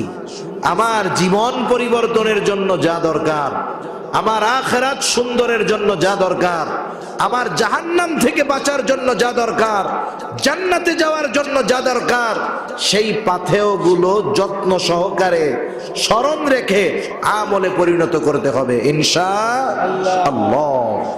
জাহান্নামীরা যেই 4 কারণে জাহান্নামী হবে, এই কারণগুলো যদি আমাদের কারো মধ্যে থাকে, আমরা কি রাখবো না বাদ দিয়ে দিব? নিজে নিজে অন্তরে প্রতিজ্ঞাবদ্ধ হন। হাত উঁচা কইরা ওয়াদা করানোর কোনো জরুরত নাই যে আমার মধ্যে যদি ওই জাহান্নামীদের কর্মগুলো থাকে, আমি ওগুলো বাদ দিয়ে দিব। দেখেন, এক লোকের 2 পায়ে এমন অসুস্থতা হয়েছে, ডাক্তার পরীক্ষা নিরীক্ষা করে বলতেছে, আপনার যদি জান বাঁচাইতে হয় 2 পা কেটে ফেলতে হবে রাম থেকে, আপনি আর হাঁটতে পারবেন না। বলেন তো, ডাক্তার যদি কাউকে এই কথা বলে, জীবন বাঁচাতে হলে 2 পা কেটে ফেলতে হবে, আপনি কি পা রাখবেন না জীবন বাঁচাবেন? জীবন বাঁচাইলে পা থাকবে? এখন ডাক্তারের যদি বলেন, হ্যাঁ ডাক্তার পা 2টা কেটে ফেলান, আপনি নিয়ে যাইয়েন, কিন্তু আমি টাকা পয়সা দিতে পারবো না, এটা হবে? বরং হসপিটালে ভর্তি হবেন, টাকা পয়সা দিবেন, বেড ভাড়া দিবেন, ওষুধ খাবেন। যেই ডাক্তার ঠ্যাং 2টা কেটে ফেলছে, আসার সময় তারে ধন্যবাদও দিয়ে আসবেন। যে আপনি খুব সুন্দর অপারেশন করছেন, আল্লাহর রহমতে আপনার অপারেশন সাকসেসফুল করেছেন আল্লাহ, এই জন্য হয়তো দুনিয়ার মুখ দেখতে পারবো আর কিছুদিন। কাইটা ফেলাইলো ঠ্যাং দিয়ে আসলেন, ধন্যবাদ। তাহলে জীবনের ক্ষেত্রে জীবন বাঁচানোর জন্য দুই পা মূল্যহীন। আবার যদি কোনো রোগে কেউ আক্রান্ত হয়, ডাক্তার যদি বলে পাও তো দুইটা নাই আপনার, দুই হাতের যেই অবস্থা, বাঁচতে হইলে দুই হাতও কাটতে হবে, কি করবেন? হাত দুইটা কেটে ফেলবো, তবুও বেঁচে থাকতে চাই। ধরতে পারবো না, চলতে পারবো না, এরপরেও বেঁচে থাকাটা আমাদের কাছে কত দামি, যে হাত পা যদি কেটেও ফেলতে হয় আমরা পিছপা হই না। কিন্তু আফসোস, আমরা জাহান্নাম থেকে বাঁচার জন্য কিছু কাজ করার দরকার, কিছু কাজ ত্যাগ করার দরকার। জীবন বাঁচানোর জন্য হাত পা কাটতে পরোয়া করি না, অথচ জাহান্নাম থেকে বাঁচার জন্য কিছু ভালো কাজ করি না, কিছু মন্দ কাজ ছাড়ি না। এটা আমাদের বদনসিব, ঠিক কিনা বলেন? সেজন্য অনুরোধ থাকবে করজোড়ে আপনাদের কাছে, যে আমরা এই চারটি কারণ জানার পর আমাদের মধ্যে যদি ওই জাহান্নামে যাওয়ার কোনো কারণ থাকে, আমরা এগুলো ত্যাগ করব ইনশাআল্লাহ। বেশি সময় আর আমি নিব না ইনশাআল্লাহ, 20 মিনিটের মধ্যে আমার আলোচনা শেষ হয়ে যাবে। জাহান্নামীরা এবার তাদের জাহান্নামে যাওয়ার কারণগুলো বর্ণনা করবে। আল্লাহ তাআলা জানায় দেন, তারা বলবে ক্বালু লাম নাকু মিনাল মুসাল্লিন। জাহান্নামীরা তাদের জাহান্নামে যাওয়ার 1 নাম্বার কারণ বলবে লাম নাকু মিনাল মুসাল্লিন, আমরা মুসল্লি ছিলাম না, মুসল্লি ছিলাম না। মুসল্লি কাকে বলে? সপ্তাহে একদিন মসজিদে হাজিরা দিলে সে মুসল্লি নয়। আমাদের ঢাকা শহরে মাঝে মধ্যে দেখা যায় 5 তলা 7 তলা মসজিদ, জুমার দিন পুরা মসজিদ ভরপুর, ছাদেও জায়গা নাই, নামাজের জন্য মানুষের জায়গা না পেয়ে রাস্তায় দাঁড়ায় গেছে মসজিদের সামনে। মসজিদের ভিতরে যত মানুষ, তার চাইতে বাহিরে আরো বেশি মানুষ। ওই মহল্লার ওই দিনের আসরের নামাজে যদি খোঁজ নেওয়া হয়, দেখা যাবে জুমার সময় যেই মসজিদে জায়গা নাই, রাস্তাও ফিলাপ, ওই মসজিদে ওই দিনের আসরের নামাজে নিচের তালার 3 কাতারও ভরে না। তাহলে বোঝা গেল আমাদের দেশের অধিকাংশ সাপ্তাহিক মুসল্লি, অরিজিনাল মুসল্লি সপ্তাহে একদিন মসজিদে হাজিরা দিলে হবে না। অরিজিনাল মুসল্লি দুনিয়ায় যত ব্যস্ততা থাকুক না কেন, সে নামাজ ছেড়ে দিবে না। তার অন্তর মসজিদের সাথে লাগোয়া থাকবে। নামাজের সময় যখন হবে, যত ব্যস্ততা থাক, সে সব কিছু বাদ দিয়ে আল্লাহর কুদরতি কদমে সেজদা দেওয়ার জন্য রওনা হয়ে যাবে। সেজন্য আমাদের খাঁটি মুসল্লি হওয়ার দরকার। আফসোসের কথা হলো, আমাদের বাংলাদেশ যত মুসলমান আছে, সব মুসলমানের মধ্যে 10% মানুষও 5 ওয়াক্ত নামাজ পড়ে না। তার মানে 8 থেকে 10% মানুষ মুসল্লি, বাকি 90% মানুষ মুসলমান বেনামাজি, মুসল্লি নয়। হয়তো কেউ সাপ্তাহিক নামাজি, কেউ বা হয়তো বছরে 2 বার নামাজ পড়ে, ঈদের নামাজ। আবার অনেক মুসলমান খুঁজে পাবেন সারা জীবনে কোনো নামাজে হাজিরা দেয় নাই, একটা নামাজে অংশগ্রহণ করেছে, সেটা হলো তার নিজের জানাজার নামাজ। এর আগে কোন নামাজে সে যায় নাই, একটা নামাজে সে অংশগ্রহণ করতে বাধ্য হয়েছে, কারণ ওই নামাজটা ছিল তার জানাজার নামাজ। এমনও মুসলমান আমাদের সমাজে খুঁজলে 2-1টা পাওয়া যাবে, কি যাবে না? যাবে। এখন মানুষ তাইলে মুসল্লি না কেন, নামাজ পড়ে না কেন? এই কারণগুলো বাহির করার দরকার আছে না নাই? আপনি আমি যদি মানুষ নামাজ না পড়ার কারণ বাহির করি, তাহলে দেখা যাবে মানুষ তার কর্মের কারণে নামাজ পড়ে না, কাজ কর্মের কারণে। ব্যবসায়ী ব্যবসার কারণে পড়ে না, ভ্যানওয়ালা ভ্যান চালানোর কারণে পড়ে না, চাকরিজীবী চাকরি করার কারণে পড়ে না। তার মানে মানুষ তার কাজ কর্মের কারণে নামাজ পড়ার সুযোগ পায় না, ঠিক কিনা বলেন? এখন বলেন তো, বুঝা থাকলে, মানুষ কাজকর্ম, ব্যবসা বাণিজ্য, চাকরি, ট্রাক চালানো, বাস চালানো, টমটম চালানো, ভ্যান চালানো, এই কাজকর্ম কেন করে? হ্যাঁ, রিজিকের জন্য, তাই না? কিসের জন্য করে? জোরে কর। মানুষ সকল কর্ম, ব্যবসা, চাকরি বাকরি, এগুলো তো সব কর্ম কেন করে? জোরে বলেন। এখন বুঝে থাকলে একটু জবাব দেন, এই রিজিকের মালিক কে? আরো জোরে, কে? ইমানদার এই কথা দৃঢ়ভাবে বিশ্বাস করতে হবে যে আমার কর্ম আমাকে রিজিক দেয় না। কর্ম হয়তো করি, কিন্তু মূলত রিজিক দেয় কে? আল্লাহ তাআলা দেয়।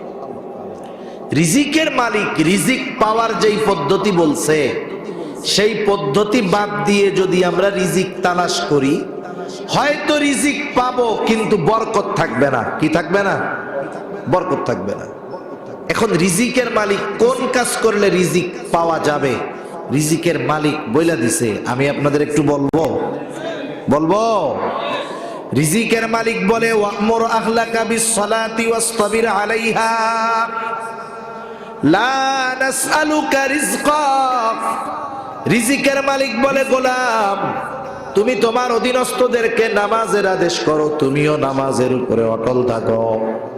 তার মানে গোলাম ঘরের মানুষদেরকে মুসল্লি বানাও, তুমি নিজে মুসল্লি হয়ে যাও, তাইলে কি হবে? রিজিকের মালিক বলে, গোলাম লা নাসআলুকা রিজকা, আমি আল্লাহ তোমার কাছে রিজিক চাই না। তুমি মুসল্লি, তোমার ঘরের মানুষ যদি মুসল্লি হয়ে যায়, আল্লাহ তাআলা বলতেছেন নাহনু নারযুকুকা, আমি আল্লাহ তোমরা মুসল্লি হওয়ার কারণে তোমাকে আমি আল্লাহ রিজিক দিয়ে দিব। এখন আমার একটু বুঝে থাকলে জবাব দিবেন, যেই মানুষগুলো রুজি উপার্জনের বাহানা দিয়ে নামাজ বাদ দেয়, এরা চালাক না বোকা? নিঃসন্দেহে এরা বোকা। আল্লাহ তাআলা বললেন, গোলাম নামাজি হয়ে যাও, ঘরের মানুষদেরকে নামাজি বানাও, আমি আল্লাহ তোমাকে রিজিক দিয়ে দিব। সেই জন্য অনুরোধ করে বলবো, কাজ থাকবে, কর্ম থাকবে, ব্যবসা থাকবে। আপনি দোকান খুইলা বইসা আছেন, ওই দিক দিয়া দেখবেন নামাজের ইকামত শুরু হওয়ার টাইম হয়ে গেল, কাস্টমারের ভিড় দেখবেন। মনে কইরেন না আমাদের এলাকায় তো বলে কাস্টমার লক্ষ্মী, এ কথা বলা জায়েজ নাই। ওদের ভাষায় কাস্টমার হলো এটা আমার জন্য একবারে লক্ষ্মী কয় আর কি, মানে সৌভাগ্য, কাস্টমার আসলে ভালো। নামাজের সময় আসলো যে কাস্টমার, আপনি বুঝবেন আল্লাহ পরীক্ষার জন্য পাঠাইছে। দেখি এইগুলার লোভে নামাজ বাদ দেয় কিনা, এগুলো আল্লাহর পরীক্ষা হতে পারে। সেজন্য অনুরোধ থাকবে, নামাজি হয়ে যাই, মুসল্লি হই। আল্লাহ তাআলার ওয়াদা কখনো মিথ্যা হতে পারে না, চিন্তার কোনো কারণ নাই। হয়তো উপার্জন কম হবে, কিন্তু নামাজি হওয়ার কারণে ওই অল্প উপার্জনে বরকত যিনি দিবেন তিনি কে? আমি দুইটা বিষয়ে প্রত্যেকটা পয়েন্ট থেকে টানতেছি যে নামাজি হইলে পরকালের লাভ কি, জাহান্নাম থেকে বাঁচা যাবে, দুনিয়ার লাভ কি, রিজিক পাওয়া যাবে। এই জন্য জাহান্নামীরাও বলল, জাহান্নামে আসার এক নম্বর কারণ হলো আমরা মুসল্লি ছিলাম না, নামাজি ছিলাম না। এখন আপনারা বলেন আমরা কি হব? আরো জোরে কি হব? আল্লাহ তৌফিক দান করুক, জোরে বলি আমিন। জাহান্নামীরা তাদের জাহান্নামে যাওয়ার দ্বিতীয় কারণ বলবে, ওয়ালাম নাকু নুতঈমুল মিসকিন, আমরা মিসকিনদেরকে খানা খাওয়াইতাম না। সাধারণভাবে খানা খাওয়ানো বড় ফজিলতের কাজ। খানা খাওয়ানোটাকে আমরা তিনটা ভাগে ভাগ করতে পারি। এক নাম্বার, সাধারণভাবে খানা খাওয়ানো। রাসূলুল্লাহ সাল্লাল্লাহু আলাইহি ওয়াসাল্লামের কাছে এক লোক এসে প্রশ্ন করতেছে, ইয়া রাসূলুল্লাহ আইয়ুল ইসলামি খাইর, ইসলামের মধ্যে সর্বোত্তম কাজ কোনটা? নবীজি ছিলেন উম্মতের রুহানি ডাক্তার।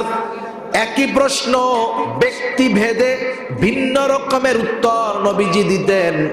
এই লোকের এই প্রশ্নের জবাবে নবীজি বললেন, তুতঈমুত তাআম ওয়া তাকরাউস সালাম আলা মান আরাফতা ওয়া মান লাম তারিফ।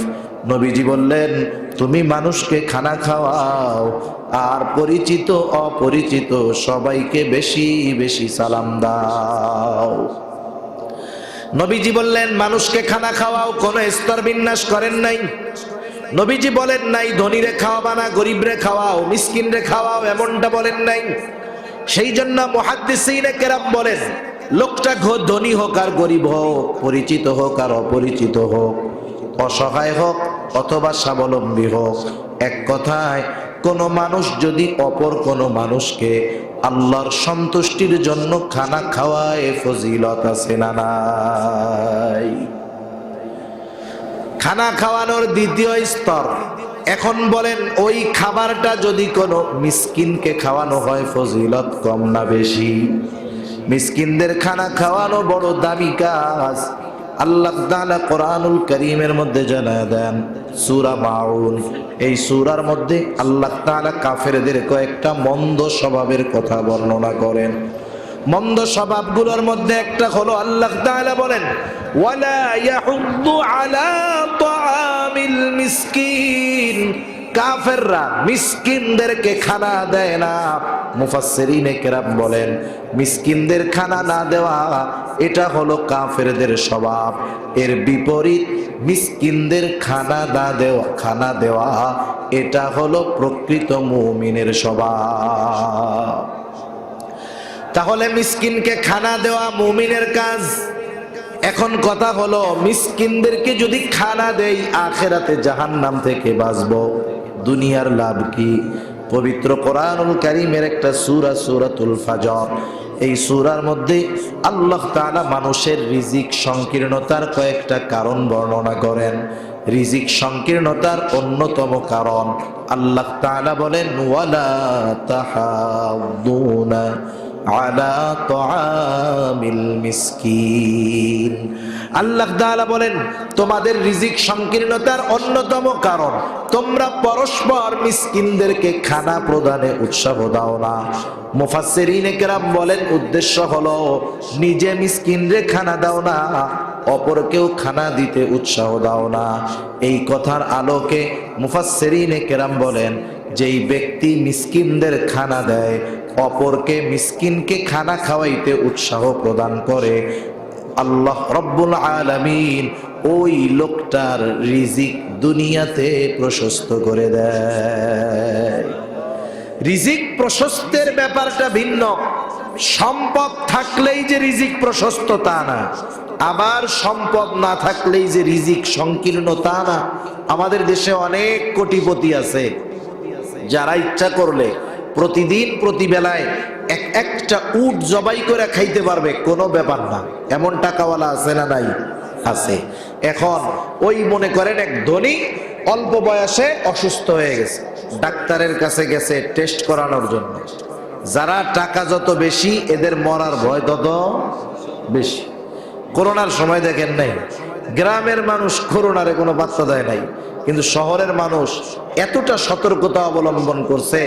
এমনও হয়েছে, কাহিনী শুনেছি যে করোনা আসবে, বাংলাদেশে তো কোনো ঘোষণা হয় নাই, 17ই মার্চের পরে হলো বাংলাদেশে হানা দিছে। এর আগে তো করোনা কিছু কাজবাজ করতে পারে নাই, কিন্তু এর আগের থেকেই একদল মানুষ 6 মাসের খাবার ঘরের মধ্যে নিয়া, যা প্রয়োজন ফ্রিজে লোড দিয়া চিন্তা করছে আমরা আর 6-7 মাস বাইরে যাব না, দরজা জানালা সব ক্লোজ, বাইরের হাওয়া বাতাসও ঢুকতে পারে না। করোনা ঢুকবে কেমনে? দেখা গেল কি, ওই বিল্ডিং এর একজন হঠাৎ করে অসুস্থ হয়েছে, হাসপাতালে নিছে, টেস্ট করছে, ওর করোনা।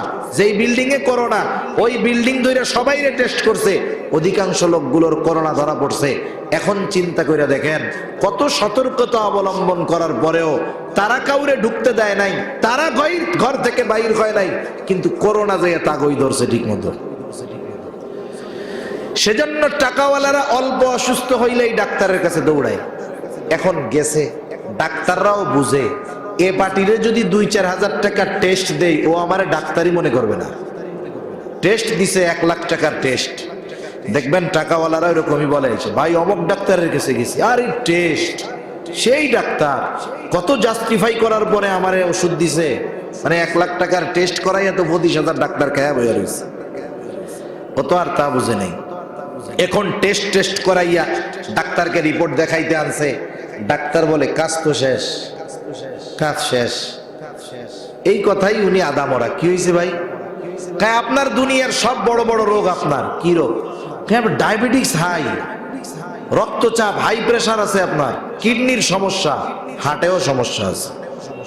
রোগ আর বাকি আছে এই দুনিয়ার, টাকাওয়ালা রোগ এইগুলা সব। এখন বলতেছে আপনি যদি বাঁচতে চান আমি যা বলি তাই শুনবেন। মানুষ আছে বাঁচার জন্য আল্লাহর কথা না শুনলেও ডাক্তারের কথা খুব ভালো মতো শুনে। কত মানুষ দুনিয়ায় আপনি পাবেন ডাক্তার বলছে আপনারে যেই ওষুধ দিলাম 4 ঘন্টা পর পর খাইতে হবে 6 ডোজ, 24 ঘন্টায় 6টা ট্যাবলেট যদি খাইতে হয় 4 ঘন্টা পর পর খাবেন। রাত 12টা একটা খাইছে, 4টা আর একটা খাইতে হবে। অ্যালার্ম দিয়া উঠা ওষুধ ঠিকই খায়, কিন্তু ফজরের নামাজ পড়ার মতো সৌভাগ্য তার হয় না। আমাদের দেশের কত পোলাপান আছে ফজরের নামাজ পড়তে পারে না, কিন্তু বিশ্বকাপ রাত জায়গা 2টা 3টার সময় উঠে দেখা, এটা কিন্তু মিস হয় নাই। ঠিক কিনা বলে? কি জবাব দিবা? তুমি যদি এইটা হইতো যে তুমি তোমার অবস্থার কারণে উঠতে পারো নাই, আল্লাহ হয়তো ক্ষমা কইরা বলতো পড়ছস পরে মাফ করে দিলাম। কিন্তু তুমি রাত জায়গা উঠে ফুটবল খেলা দেখতে পারো, কিন্তু সকালে ঘুম থেকে উঠে ফজরের নামাজ পড়তে পারো না, তোমার জন্য ছাড় এত সহজ না। ঠিক কিনা বলো? এখন ডাক্তার বলতেছে বাঁচতে যদি চান আমি যা কই তাই শুনতে হবে। আচ্ছা ডাক্তার রাজি আছে। শোনেন, যেহেতু আপনার হাই প্রেসার, লবণ টবণ গরুর গোশত টোস্ত এসব খাবেনই না, টোটাল বাদ। আচ্ছা, কিডনির সমস্যা যেহেতু আছে শক্ত খাবার খাওয়া যাবে না। আবার হার্টেরও প্রবলেম আছে, আপনি খাবেন কি? শুনেন, আপনি খাবেন আলা চাউলের জাউ। আলা চাউল চিনেন তো? আলা চাউলের জাউ খাবেন, খবরদার ওর মধ্যে লবণ দিবেন না। একটু বলেন তো, আলা চাউলের জাউ রান্না কইরা লবণ ছাড়া যদি ছাগলের সামনে দেন খাবে? ও এক চাটা দিয়ে বলবে আই ডোন্ট লাইক, এটা আমি আর খাবো না। একটু চিন্তা করে দেখেন, সম্পদের অভাব নাই, আল্লাহ তাআলা চাইলে ক্লোজ কইরা দিতে পারে কি পারে না? আবার কত আল্লাহর বান্দা আছে সম্পদ নাই, কিন্তু আল্লাহ তাআলা এমন খাওয়ান খাওয়ায় যে তার মাসের যে বেতন, 6 মাসের বেতন এক জায়গা করলে 1 মাসে যা খায় 6 মাসের বেতন দিয়েও কিনা খাইতে পারবে না। ঠিক কিনা বলেন? সেজন্য রিজিক সংকীর্ণতা, রিজিক প্রশস্ততার বিষয়টা সম্পদের সাথে সম্পৃক্ত নয়। আমরা যদি মিসকিনদের খানা খাওয়াই, অপরকে উৎসাহ দেই, তাহলে আমাদের রিজিক প্রশস্ত করবেন কে? খানা খাওয়ানোর তৃতীয় স্তর, মিসকিন অসহায় ক্ষুধার্ত মানুষ যদি আমার আপনার প্রতিবেশী হয়, তাহলে ওই প্রতিবেশী অসহায়কে খানা দেওয়া শুধু ফজিলতের কাজ নয়, ঈমান সম্পৃক্ত বিষয়। নবীজি বলেন লাইসাল মুমিন আল্লাযী ইয়াশবাউ, ওই লোকটা মুমিন নয় যে নিজে পেট ভরে খায় আর তার প্রতিবেশী তার পাশে অভুক্ত কাটায়। সেজন্য রোজার মাস আসতেছে, অনেকে এখনই চিন্তা করতেছে 1 বস্তা ছোলা কিনা রাখবো, 1 বস্তা খেজুর, বেসন, সব দাম বাড়ার আগে আগে যা লাগে সব কিনা রাখবো। দেখা যাবে আমি আপনি ইফতারের সময় 5-6 প্রকারের আইটেম সামনে নিয়ে বসে আছি, আর আমার প্রতিবেশী তখন দেখা যাবে পান্তা ভাত আর শুকনা মরিচ পোড়ায়া ইফতারের জন্য অপেক্ষা করতেছে। আমি 6 আইটেম সামনে নিয়া এরপরেও আরো 1 আইটেমের জন্য আফসোস হয়, কিন্তু আমার প্রতিবেশী পান্তা ভাত আর মরিচ পোড়া নিয়ে অপেক্ষা করতেছে। এমনটা শোভনীয় নয়। যদি এমনটা হয় বুঝতে হবে আমি আপনি প্রকৃত মুমিন হতে পারি নাই। সেজন্য প্রতিবেশীর দিকে খেয়াল রাখবো। মূল কথা, জাহান্নামীরা বলল ওয়ালাম নাকু নুতঈমুল মিসকিন, জাহান্নামে আসার দ্বিতীয় কারণ আমরা মিসকিনদেরকে খানা দিতাম না। আমরা মিসকিনদের খানা খাওয়াবো, জাহান্নাম থেকে বাঁচতে পারবো, দুনিয়ার রিজিক আল্লাহ প্রশস্ত করে দিবে। 3 নাম্বার কারণ, তারা বলবে ওয়া কুন্না নাখুদু মাআল খাইদিন, আমরা অনর্থক মজলিসে যারা মগ্ন থাকতো তাদের সাথে গিয়ে আমরা বসতাম। আমাদের দেশের প্রত্যেকটা চায়ের দোকানের মজলিস অনর্থক মজলিস আছে না নাই? চার দোকান হলো এমন এক জায়গা, এক জায়গায় সব কিছু পাওয়া যায়। সুপার মার্কেট, ঢাকা শহরে কিছু মার্কেট আছে, এটা কয় সুপার শপ, একেবারে যা দরকার A to Z সব পাওয়া যায়। আর চার দোকান হইল সুপার জ্ঞানীদের জায়গা। ওই জায়গা যাবেন ডাক্তার, ইঞ্জিনিয়ার, উকিল, ব্যারিস্টার সব আছে। বৈশা থাকে চার দোকানে, যুদ্ধ বন্ধ করে দেয় ইউক্রেন রাশিয়া, চায় চুমুক দেয়ার করে। পুতিন যে কি করে আমি বুঝি না। একটা মাইরা দিলেই তো ইউক্রেন শেষ। এ বুদ্ধি দেয় না এরকম? কি করে? বৈশা আছে কই, খবর লাগায় কই। আদার ব্যাপারী জাহাজের খবর নেওয়া আমাদের একটা অভ্যাস হয়ে গেছে। এই যে মজলিসগুলো, এই সব জায়গায় যা হয় অনর্থক কাজ আর কথাবার্তা, দুনিয়ার কোনো লাভ নাই, আখিরাতের কোনো লাভ নাই। সেজন্য দুই ধরনের মজলিস ছাড়া বাকি সব মজলিস এগুলো আমাদের জাহান্নামে যাওয়ার কারণ হতে পারে। সেজন্য যেই মজলিসে দুনিয়ার বৈধ কল্যাণ আছে আর যেই মজলিসে আখিরাতের কল্যাণ আছে, এই দুই ধরনের মজলিস ছাড়া যত মজলিস আছে সবগুলো জাহান্নামে যাওয়ার কারণ হবে। কারণ চার দোকানের মজলিসের মধ্যে গীবতের আখড়া। গীবত বুঝেন তো? গীবত, গীবত তো আমাদের ঘি ভাত, কইতেও মজা লাগে, শুনতেও মজা লাগে। কি মজার মজা! কতজন গীবত করে আবার বাধা দিলে বলে, এই মিয়া মিথ্যা কথা কইছি নাকি, ওর মধ্যে দোষ আছে বইলাই তো কইতেছে, বলে না এরকম? তাহলে গীবতটা কাকে বলে? গীবত হলো কোন ব্যক্তির দোষ তার অনুপস্থিতিতে আলোচনা করা, চর্চা করা। যদি উদ্দেশ্য এমন হয়, এমন ব্যক্তির কাছে বলা হয় যার দ্বারা ওই ব্যক্তির পরিবর্তন সাধিত হতে পারে, তার কাছে বলা ভিন্ন কথা, কিন্তু আমরা তো দোষ চর্চা করি। এটা কত খারাপ! রাসূলুল্লাহ সাল্লাল্লাহু আলাইহি ওয়াসাল্লাম বলেন, আল গীবাতু আশাদ্দু মিনাজ জিনা। গীবত জিনার চাইতেও জঘন্য। শুধু তাই না, আল্লাহ তাআলা কোরআনুল কারীমের মধ্যে বলেন, ওয়ালা ইয়াগতাব বা'দুকুম বা'দা আইয়ুহিব্বু আহাদুকুম আন ইয়াকুলা লাহমা আখিহি মাইতান ফাকারিহতুমু। আল্লাহ তাআলা বলেন, তোমরা পরস্পর পরস্পরের গীবত কইরো না। তোমরা কি এটা পছন্দ করো যে তোমরা তোমাদের মৃত ভাইয়ের গোশত খাবা? আল্লাহ তাআলাই বলেন ফাকারিহতুমু, তোমরা সেটাকে অপছন্দ করো, অথচ তোমরা এক ভাই অপর ভাইয়ের গীবত করার মাধ্যমে মৃত ভাইয়ের গোশত খাও। মা বোনরা আছে নাকি? শুনতেছে? আছে। এই যে রোজার মাস আসতেছে, রোজার মাসে যখন রোজা রাখবে মানুষ মনে করে না খাইয়া থাকার নামই হলো রোজা। আসলে বিষয়টা এমন নয়, বরং প্রত্যেকটা অঙ্গ প্রত্যঙ্গের রোজা আছে। রোজা রেখে যদি কেউ গুনাহ করে, রোজার যেই ফজিলত সেগুলা থেকে সে বঞ্চিত হবে। ফরজিয়ত হয়তো আদায় হবে, কিন্তু রোজার যেই ফজিলত সেগুলা থেকে সে বঞ্চিত হবে। আমাদের দেশে অনেক সময় হয়, রোজার মাসে তো সকালেও রান্না নাই, দুপুরেও রান্না নেই। অনেক সময় আমাদের মা বোনেরা এক জায়গায় বসেন, এক জায়গায় বসে ভালো কথাই শুরু করেন, কিন্তু ভালো কথা থেকে এক সময় আস্তে আস্তে ওই মজলিসটা গীবতের মজলিসে পরিণত হয়ে যায়। ঠিক কিনা বলেন? এজন্য এই রোজার মাসে মা বোনদের প্রতিও বিশেষ অনুরোধ থাকবে, আমরা এই ধরনের হালাকা, এই ধরনের মজলিস কায়েম করব না। সারা বছরই তো কষ্ট থাকে। গ্রামের মানুষ যারা গৃহস্থ ফ্যামিলি, এদের সারা বছরই এক ফসলের পরে আর এক ফসলের কর্ম থাকে। রোজার মাস সকলেই চিন্তা করে কাজের চাপটা একটু কমায়া দিতে। এই ফাঁকে আমরা একটু কিতাবাদি পড়বো, কোরআন শরীফটা একটু পড়বো, কিছু মাসলা মাসাইল জানবো, কিছু দ্বীনি মুযাকারা করব। তাহলে কি হবে? আমার রোজা রাখাও হবে, রোজার যেই ফজিলত সেটাও আমি পাবো। কিন্তু রোজা রেখে যদি গুনাহ করি, রোজার ফরজিয়ত আদায় হবে ঠিক, কিন্তু রোজার যেই অনেক ফজিলতের কথা হাদিসের মধ্যে আসছে সবগুলো থেকে আমাদের বঞ্চিত হতে হবে। সেজন্য রোজা রাইখা গুনাহ করব না, বলেন ইনশাআল্লাহ। অনর্থক মজলিসে আমরা লিপ্ত হইতাম। 4 নাম্বার, তারা বলবে ওয়া কুন্না নুকাদ্দিবু বিয়াউমিদ্দিন, আমরা কিয়ামতের দিবসকে অস্বীকার করতাম। মুফাসসিরিনে কেরাম বলেন দুটো দিক হতে পারে।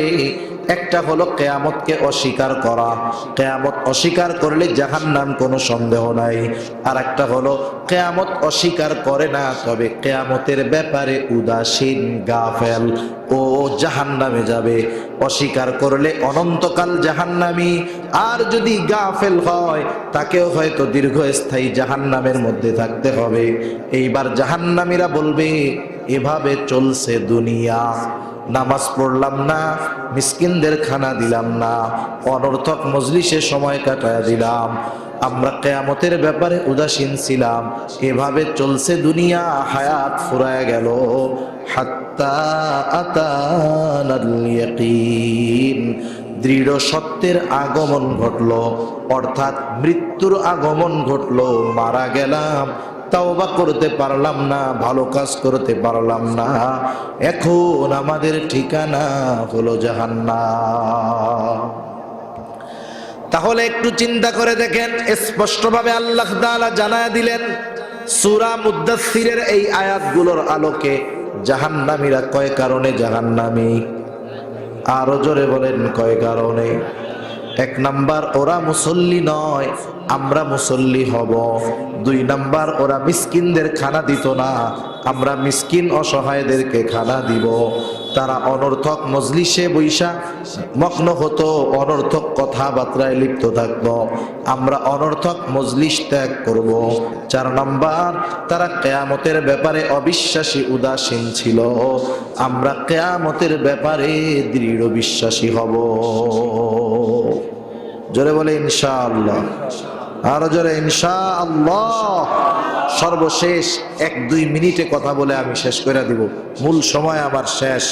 এখন আসেন একটু চিন্তা করে দেখেন, এতটুকু চিন্তা মাথার মধ্যে নিয়ে একটু বাড়িতে যাবেন, একটু চিন্তা করে দেখেন তো যে আল্লাহ তাআলা কোরআনুল কারীমের মধ্যে বলছেন যে যারা দুনিয়াতে ভালো কাজ করে না, ইমানদার বেঈমান, যারা ভালো কাজ করে না, নেক কাজ করে না, দান সাদকা করে না, নামাজ কালাম পড়ে না, এরা মারা যাওয়ার পরে এরা আফসোস করে। এরা মারা যাওয়ার পরে কি করে?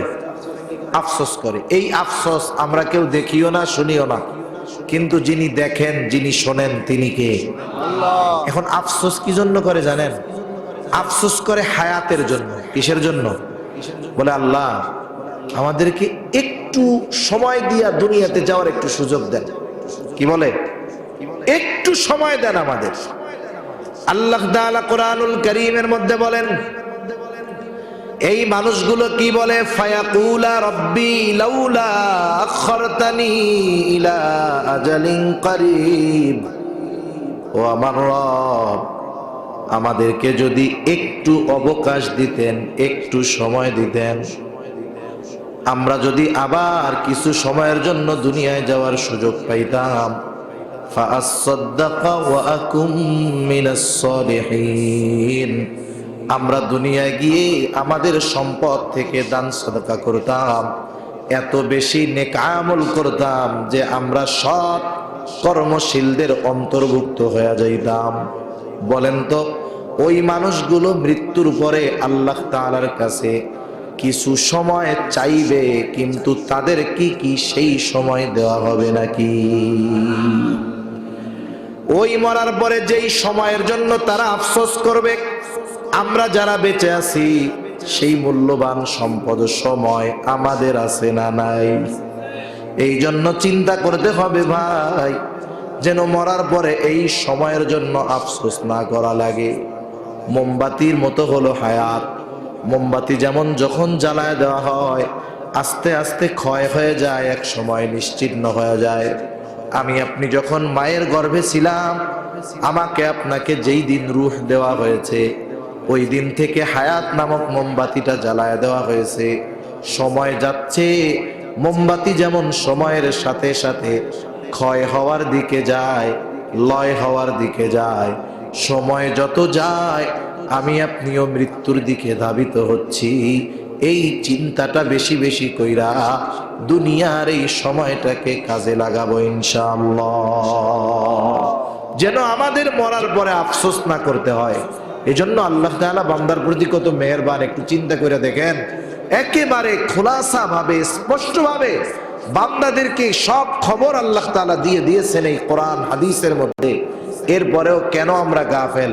বলেন তো, একটা লোক জানলো না, না জেনে একটা অন্যায় করলো, আরেকজন ওই কাজটা খারাপ জানার পরেও করলো। এই দুই লোককে যদি আপনার সামনে বিচারের জন্য হাজির করা হয় যে এদের দুইজনের অপরাধ একই, তবে তফাৎ ও যে এইটা অপরাধ জানতো না আর ও জানে এইটা অপরাধ এরপরেও করছে, আপনি কি বিচার করবেন? বলেন, কি বিচার করবেন? বলবেন যে জানে না তার একটু শাস্তি কম দিবেন, বলবেন ও তো জানে না সেজন্য ওরে মাফ করলাম প্রথমবার, তুই যাই না কেন করলি, তোর শাস্তি হবে দ্বিগুণ, এইবারেরটা আর গতবারেরটা। ঠিক কিনা বলেন? তাহলে আমাদেরকে কোরআন সুন্নায় কি করতে হবে, কি ছাড়তে হবে, কি করলে জান্নাতি হব, কি করলে জাহান্নাম থেকে বাঁচবো, স্পষ্ট খোলাসা ভাবে জানিয়ে দিয়েছেন আল্লাহ তাআলা। এগুলো আমরা অনেক কিছু জানার পরেও যখন আমল করি না, তাইলে শাস্তির মাত্রা কম হবে না বেশি হবে? আমাদের সকলকে বিশেষ করে ভাই আমার বুক ব্যথাচ্ছে, এটা তো আগে বলবেন। ওগুলো প্রস্তুত হয়নি, তাহলে হারিয়ে করেন না। আমি আলোচনা শেষ করে দিয়েছি, আমি বারবার যখন বললাম তখন বললেন না। আমি এমনি এত দীর্ঘ সময় করি না, আমার বুক পিঠ ব্যথাচ্ছে, বুঝতেছেন না তো। রাত বাজে 1:45 তো বেজে গেছে, 12:40।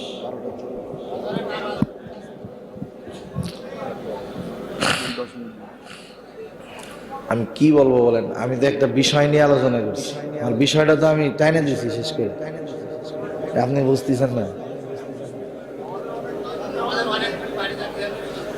মনের থেকে যেটা হয় সেটাই বলবেন, সময়ের কোনো এটা নির্ধারিত হবে না। আপনারা ওইগুলোর ব্যবস্থা আর ওনাদের মেহমানদারির জিনিসগুলো আনেন।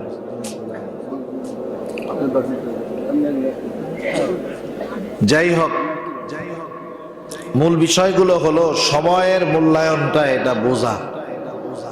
সময় আমাদের এ দুনিয়ার সবচাইতে দামি এক সম্পদ, দুনিয়ার অন্যতম দামি সম্পদ এক সময়।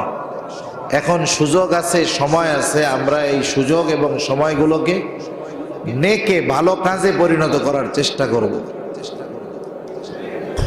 কখন কার মৃত্যু আসে বিষয়টা বলা যায় না, কখন হায়াত ফুরিয়ে যায় এটা বলা যায় না। অনেক সময় আমরা মনে করি যে আমরা যখন বৃদ্ধ হব এরপরে মনে হয় আমাদের মরণ হবে, কিন্তু মৃত্যু আসার শর্ত এটা না যে বুড়া হইলে মরবে, যুবক যে সে মরবে না, বিষয়টা এমন নয়। কখন মৃত্যু হবে এটা বলা যায় না, আমাদের প্রত্যেকের একটা নির্ধারিত সময় আছে।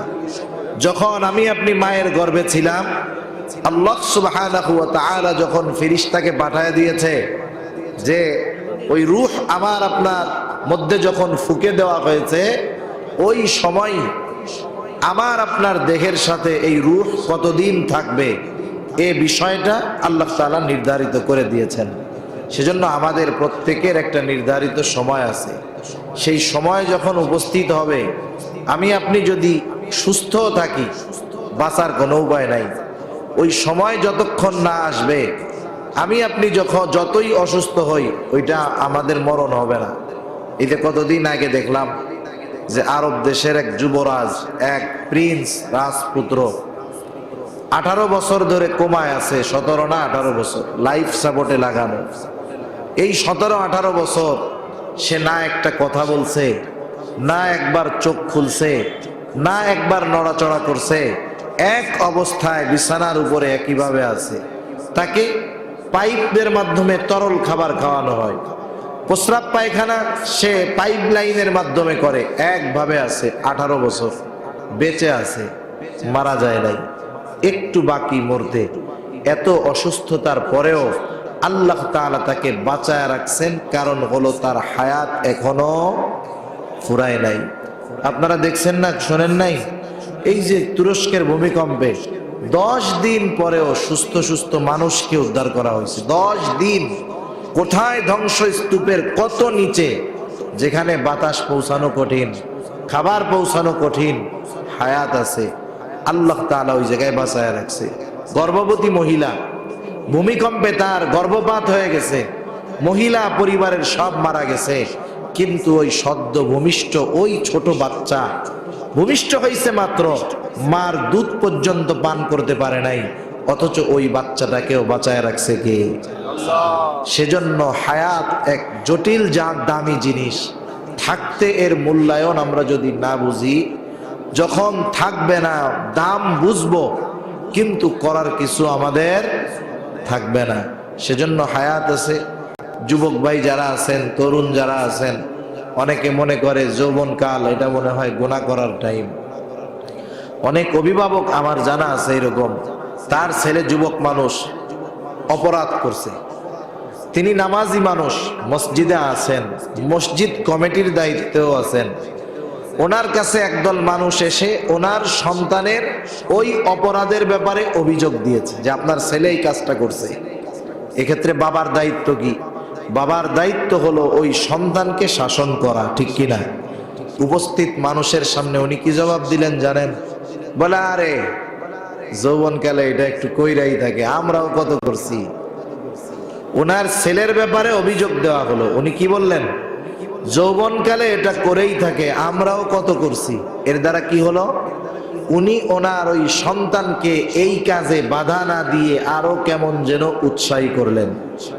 উনি বুঝাইতে চাইলেন যে যৌবনকাল এটা মনে হয় গুনাহ করার টাইম। আমাদের তরুণ যুবক ভাইয়েরা এটা মনে করে অনেক ক্ষেত্রে যে আমরা তরুণ, আমরা যুবক, আমরা এখন কিশোর, আমরা প্রাইমারি পাড়ি দিয়ে হাই স্কুলে উঠেছি, হাই স্কুল থেকে আমরা এখন কলেজে গিয়েছি, কলেজ থেকে যখন ভার্সিটিতে যায় ওরা তো মনে করে আমরা দুনিয়ার যৌবনের পাখা মেলে উঠতেছি।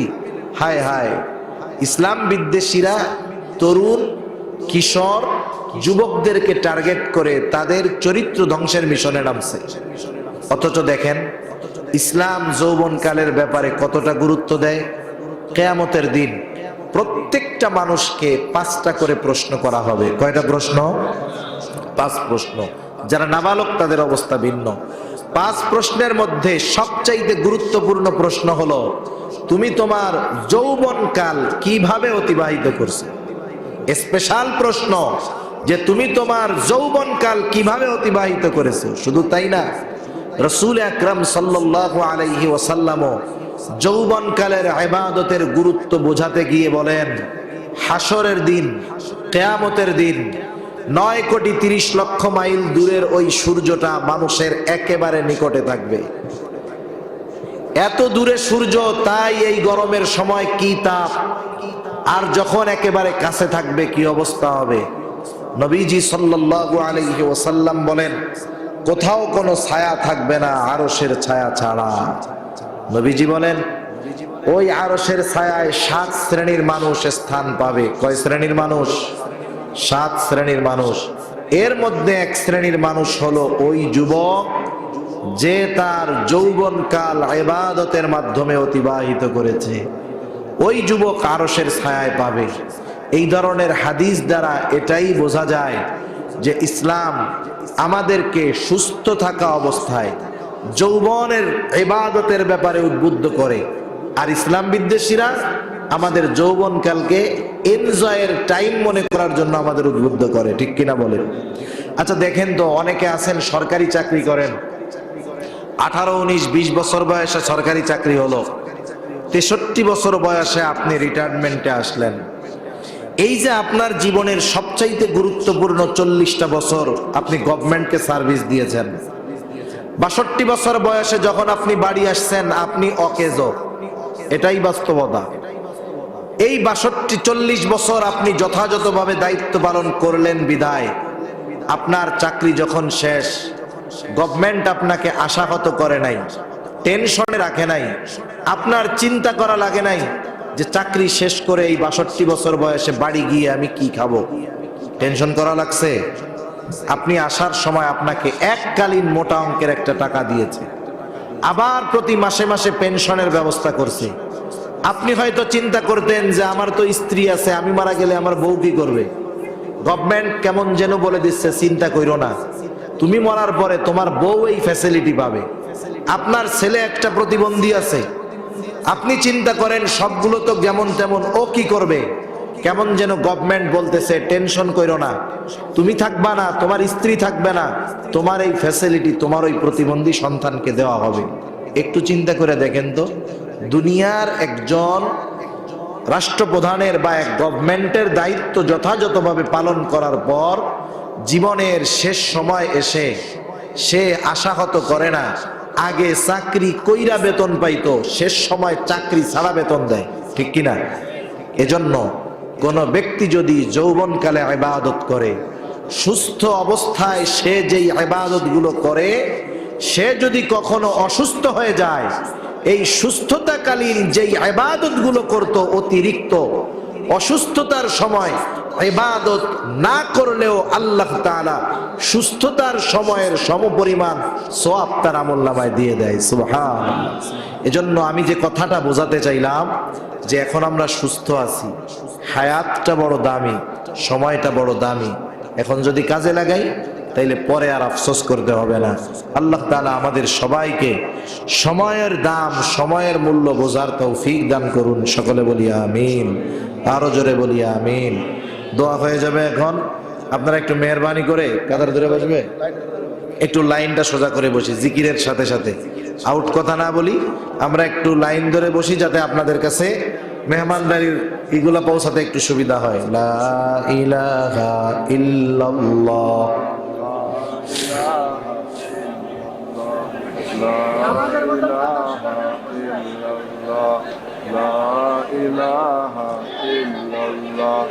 লা ইলাহা ইল্লাল্লাহ, লা ইলাহা ইল্লাল্লাহ,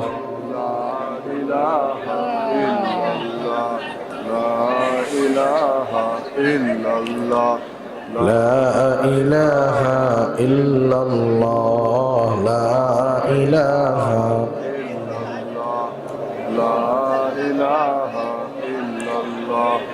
লা ইলাহা ইল্লাল্লাহ, লা ইলাহা ইল্লাল্লাহ। এই কিছু বলার দরকার হলে মাইকে বলেন, মাইকে বলে দেন।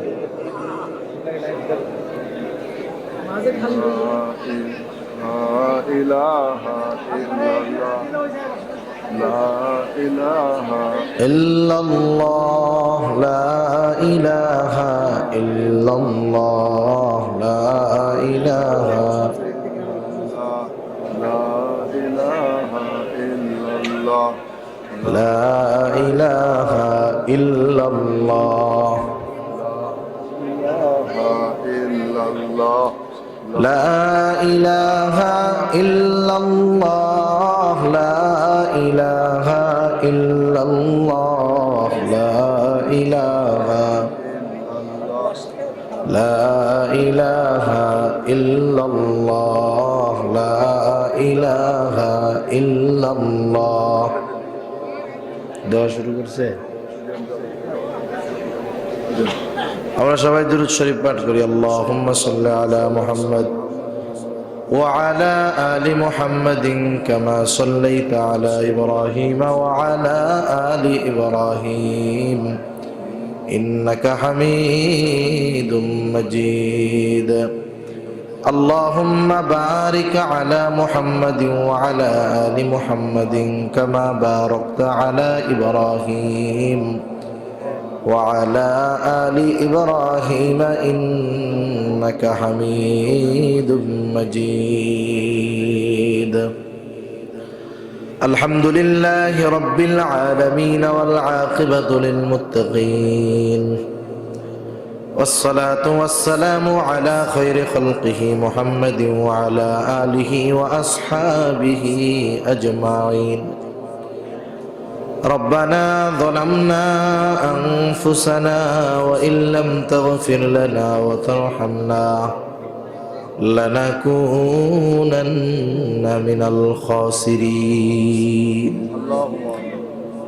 ربنا آتنا في الدنيا حسنة وفي الآخرة حسنة وقنا عذاب النار. ربنا فاغفر لنا ذنوبنا وكفر عنا سيئاتنا وتوفنا مع الأبرار. ربنا وآتنا ما وعدتنا على رسلك ولا تخزنا يوم القيامة إنك لا تخلف الميعاد. اللهم حاسبنا حسابا يسيرا، اللهم حاسبنا حسابا يسيرا. আল্লাহুম্মা ইন্নাকা আফুউন কারীম তুহিব্বুল আফওয়া ফা'ফু আন্না। আল্লাহুম্মা ইন্নাকা আফুউন কারীম তুহিব্বুল আফওয়া ফা'ফু আন্না। ও দয়াময় আল্লাহ, গভীর রাত পর্যন্ত দিনই আলোচনা করার পর গুনাহ মাখা হাত আমরা তুলে ধরেছি আল্লাহ।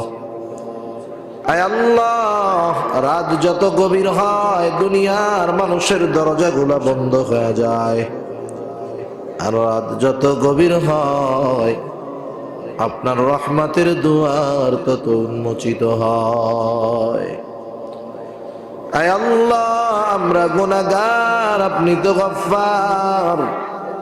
আমরা গুনাহ করতে ভালোবাসি আল্লাহ, আপনি ক্ষমা করতে ভালোবাসেন। আপনি আপনার গফুর গফফার রহিম রহমান নামের ওসিলায় যে যেখান থেকে হাত উঁচু করেছে আমাদের প্রত্যেকের বিগত জীবনের সকল কবিরা সগীরা গুনাহগুলো মাফ করে দেন। আয় আল্লাহ, আমাদের আত্মীয় স্বজন যে যেখানে আছে মাফ করে দেন আল্লাহ। যারা দুনিয়া ছেড়ে চলে গেছে তাদের মাফ করে কবরগুলো আপনি জান্নাতের টুকরো বানায়া দেন ইয়া রব্বাল আলামিন। এলাকার আশেপাশে যত গোরস্থান আছে, যত মুমিন মুমিনাত শায়িত আছে আল্লাহ, সকলকে মাফ করে দেন, কবরগুলো জান্নাতের টুকরো বানায়া দেন। যেই সমস্ত মুরব্বীরা বেঁচে আছে সুস্থ দীর্ঘ নেক হায়াত আল্লাহ আপনি দিয়ে দেন ইয়া রব্বাল আলামিন। আমাদের মধ্যে যারা অসুস্থ সুস্থতা দান করেন আল্লাহ। আমাদের আত্মীয় স্বজন যাদের অসুস্থ আছে আয় আল্লাহ সকলকে আপনি পরিপূর্ণ সুস্থতা দান করেন ইয়া রব্বাল আলামিন। খাস করে আল্লাহ আজকের এই মাহফিল আপনি কবুল আর মঞ্জুর করে নেন আয় আল্লাহ। উলামায়ে কেরাম যা কিছু আলোচনা করেছেন এই পর্যন্ত, যা কিছু আলোচনা হয়েছে আল্লাহ, প্রয়োজনীয় কথাগুলো স্মরণ রেখে আমলের কথাগুলো আমলে পরিণত করার তৌফিক আল্লাহ আপনি দিয়ে দেন। অপ্রয়োজনীয় কথাগুলো আপনি জেহেন থেকে মুছে দেন ইয়া রব্বাল আলামিন। খাস করে এই মাহফিলকে এলাকার হেদায়েতের জরিয়া বানায়া দেন। কিয়ামত পর্যন্ত এই মাহফিল জারি রাখার জিম্মাদারি আল্লাহ আপনি নিয়ে নেন ইয়া রব্বাল আলামিন। খাস করে এই মাহফিল কামিয়াবির জন্য যারা অর্থ দিয়ে, শ্রম দিয়ে, সময় দিয়ে, সৎ পরামর্শ দিয়ে আয় আল্লাহ ব্যস্ততাকে উপেক্ষা করে উপস্থিত হয়ে বিভিন্নভাবে সহযোগিতা করেছে আল্লাহ, প্রত্যেকের ছোট বড় সকল প্রকার সাহায্য সহযোগিতা আপনি কবুলের মঞ্জুর করে নেন। কে কোন আশায় সহযোগিতা করেছে আপনার জানতে বাকি নাই আয় আল্লাহ। প্রত্যেকের মনের নেক আশাগুলো আপনি কবুল করে নেন ইয়া রব্বাল আলামিন। খাস করে আমরা যারা হাত উঁচু করেছি আল্লাহ, আমাদের মধ্যে হয়তো অনেকের মা নাই, অনেকের হয়তো বাবা নাই, অনেকে হয়তো নিজের হাতে মোহাব্বতের মা বাবাকে কবরে শোয়ায় রাখছে আয় আল্লাহ। দুনিয়ার অপর প্রান্তে আমেরিকার খবর মুহূর্তের ভিতরে পাওয়া যায়, দেখা যায়। 3 হাত মাটির নিচে মোহাব্বতের মা বাবার কবরের খবর জানা যায় না, দেখা যায় না আয় আল্লাহ। গুনার কারণে যদি কারো মা বাবার কবরে আযাব হয়, আমাদের মধ্যে যাকে পছন্দ, যারা আমল পছন্দ, তারা আমলের ওসিলায় ওই মা বাবার কবরের আযাব আল্লাহ আপনি মাফ করে দেন। কবরগুলো জান্নাতের টুকরো বানায় দেন। কিয়ামতের দিন ডান হাতে আমলনামা দিয়ে হিসাব সহজ করে জান্নাতের ব্যবস্থা আল্লাহ আপনি করে দিয়েন। যাদের মা বাবা বেঁচে আছে সুস্থ দীর্ঘ নেক হায়াত দিয়ে দেন আল্লাহ। আয় আল্লাহ, যারা অভাবে আছে অভাব দূর করে দেন, যারা ঋণগ্রস্ত আছে ঋণ পরিশোধ করার তৌফিক আল্লাহ আপনি দিয়ে দেন। হারাম হালাল বেঁচে চলার তৌফিক দেন, হালাল রুজি অন্বেষণের তৌফিক আল্লাহ আপনি দেন। সকলের আয়ের ভিতরে বরকত দেন, রিজিককে আল্লাহ আপনি প্রশস্ত করে দেন। মা বোনদেরকে কবুল করেন, পর্দানিশীল বানায় দেন, 5 ওয়াক্ত নামাজ যথাযথভাবে আদায় করার তৌফিক দেন। আয় আল্লাহ, সামনে রমাদান মাস আসতেছে, আল্লাহ আমাদেরকে এই শাবানের বরকত দেন, আমাদের সকলের হায়াতকে রমাদান পর্যন্ত আপনি প্রবৃদ্ধি করে দেন আল্লাহ। আয় আল্লাহ, রমজানে সুস্থ রেখে সুস্থতার সাথে সিয়াম সাধনা সহ অন্যান্য সকল ইবাদত করার তৌফিক আল্লাহ আপনি দিয়ে দেন। আয় আল্লাহ, যারা বেকার আছে উত্তম হালাল কর্মসংস্থানের ব্যবস্থা করে দেন। আয় আল্লাহ, আমাদের সকলকে সময়ের মূল্য বুঝবার তৌফিক দেন, হায়াতের কদর করার তৌফিক দিয়ে দেন। আয় আল্লাহ, গুনাহ থেকে বেঁচে থাকার তৌফিক ও হিম্মত আল্লাহ আপনি দিয়ে দেন। ইয়া রাব্বাল আলামিন, আমাদের দেশের মানুষের জন্য হজকে আপনি সহজ করে দেন। আমাদের সকলকে বারবার মক্কা মদিনা জিয়ারত করার তৌফিক আল্লাহ আপনি দেন। ইয়া রাব্বাল আলামিন, আমাদের দেশের উপরে খাস রহমত নাজিল করেন আল্লাহ। আয় আল্লাহ, খাস করে তুরস্ক সিরিয়ায় ভূমিকম্পে যত মুমিন মুমিনাত দুনিয়া থেকে চলে গেছে, আয় আল্লাহ, আয় আল্লাহ, তাদের সকলকে শাহাদাতের মর্যাদা আপনি দিয়ে দেন। বেনামাজিদেরকে নামাজি বানায় দেন, করার তৌফিক দেন। رب اجعلني مقيم الصلاة ومن ذريتي ربنا وتقبل دعاء ربنا اغفر لي ولوالدي وللمؤمنين يوم يقوم الحساب ربنا هب لنا من أزواجنا وذرياتنا قرة أعين وجعلنا للمتقين إماما رب ارحمهما كما ربياني صغيرا رب ارحمهما كما ربياني صغيرا وصلى الله تعالى على خير خلقه محمد وعلى آله وأصحابه أجمعين آمين برحمتك يا أرحم الراحمين آمين.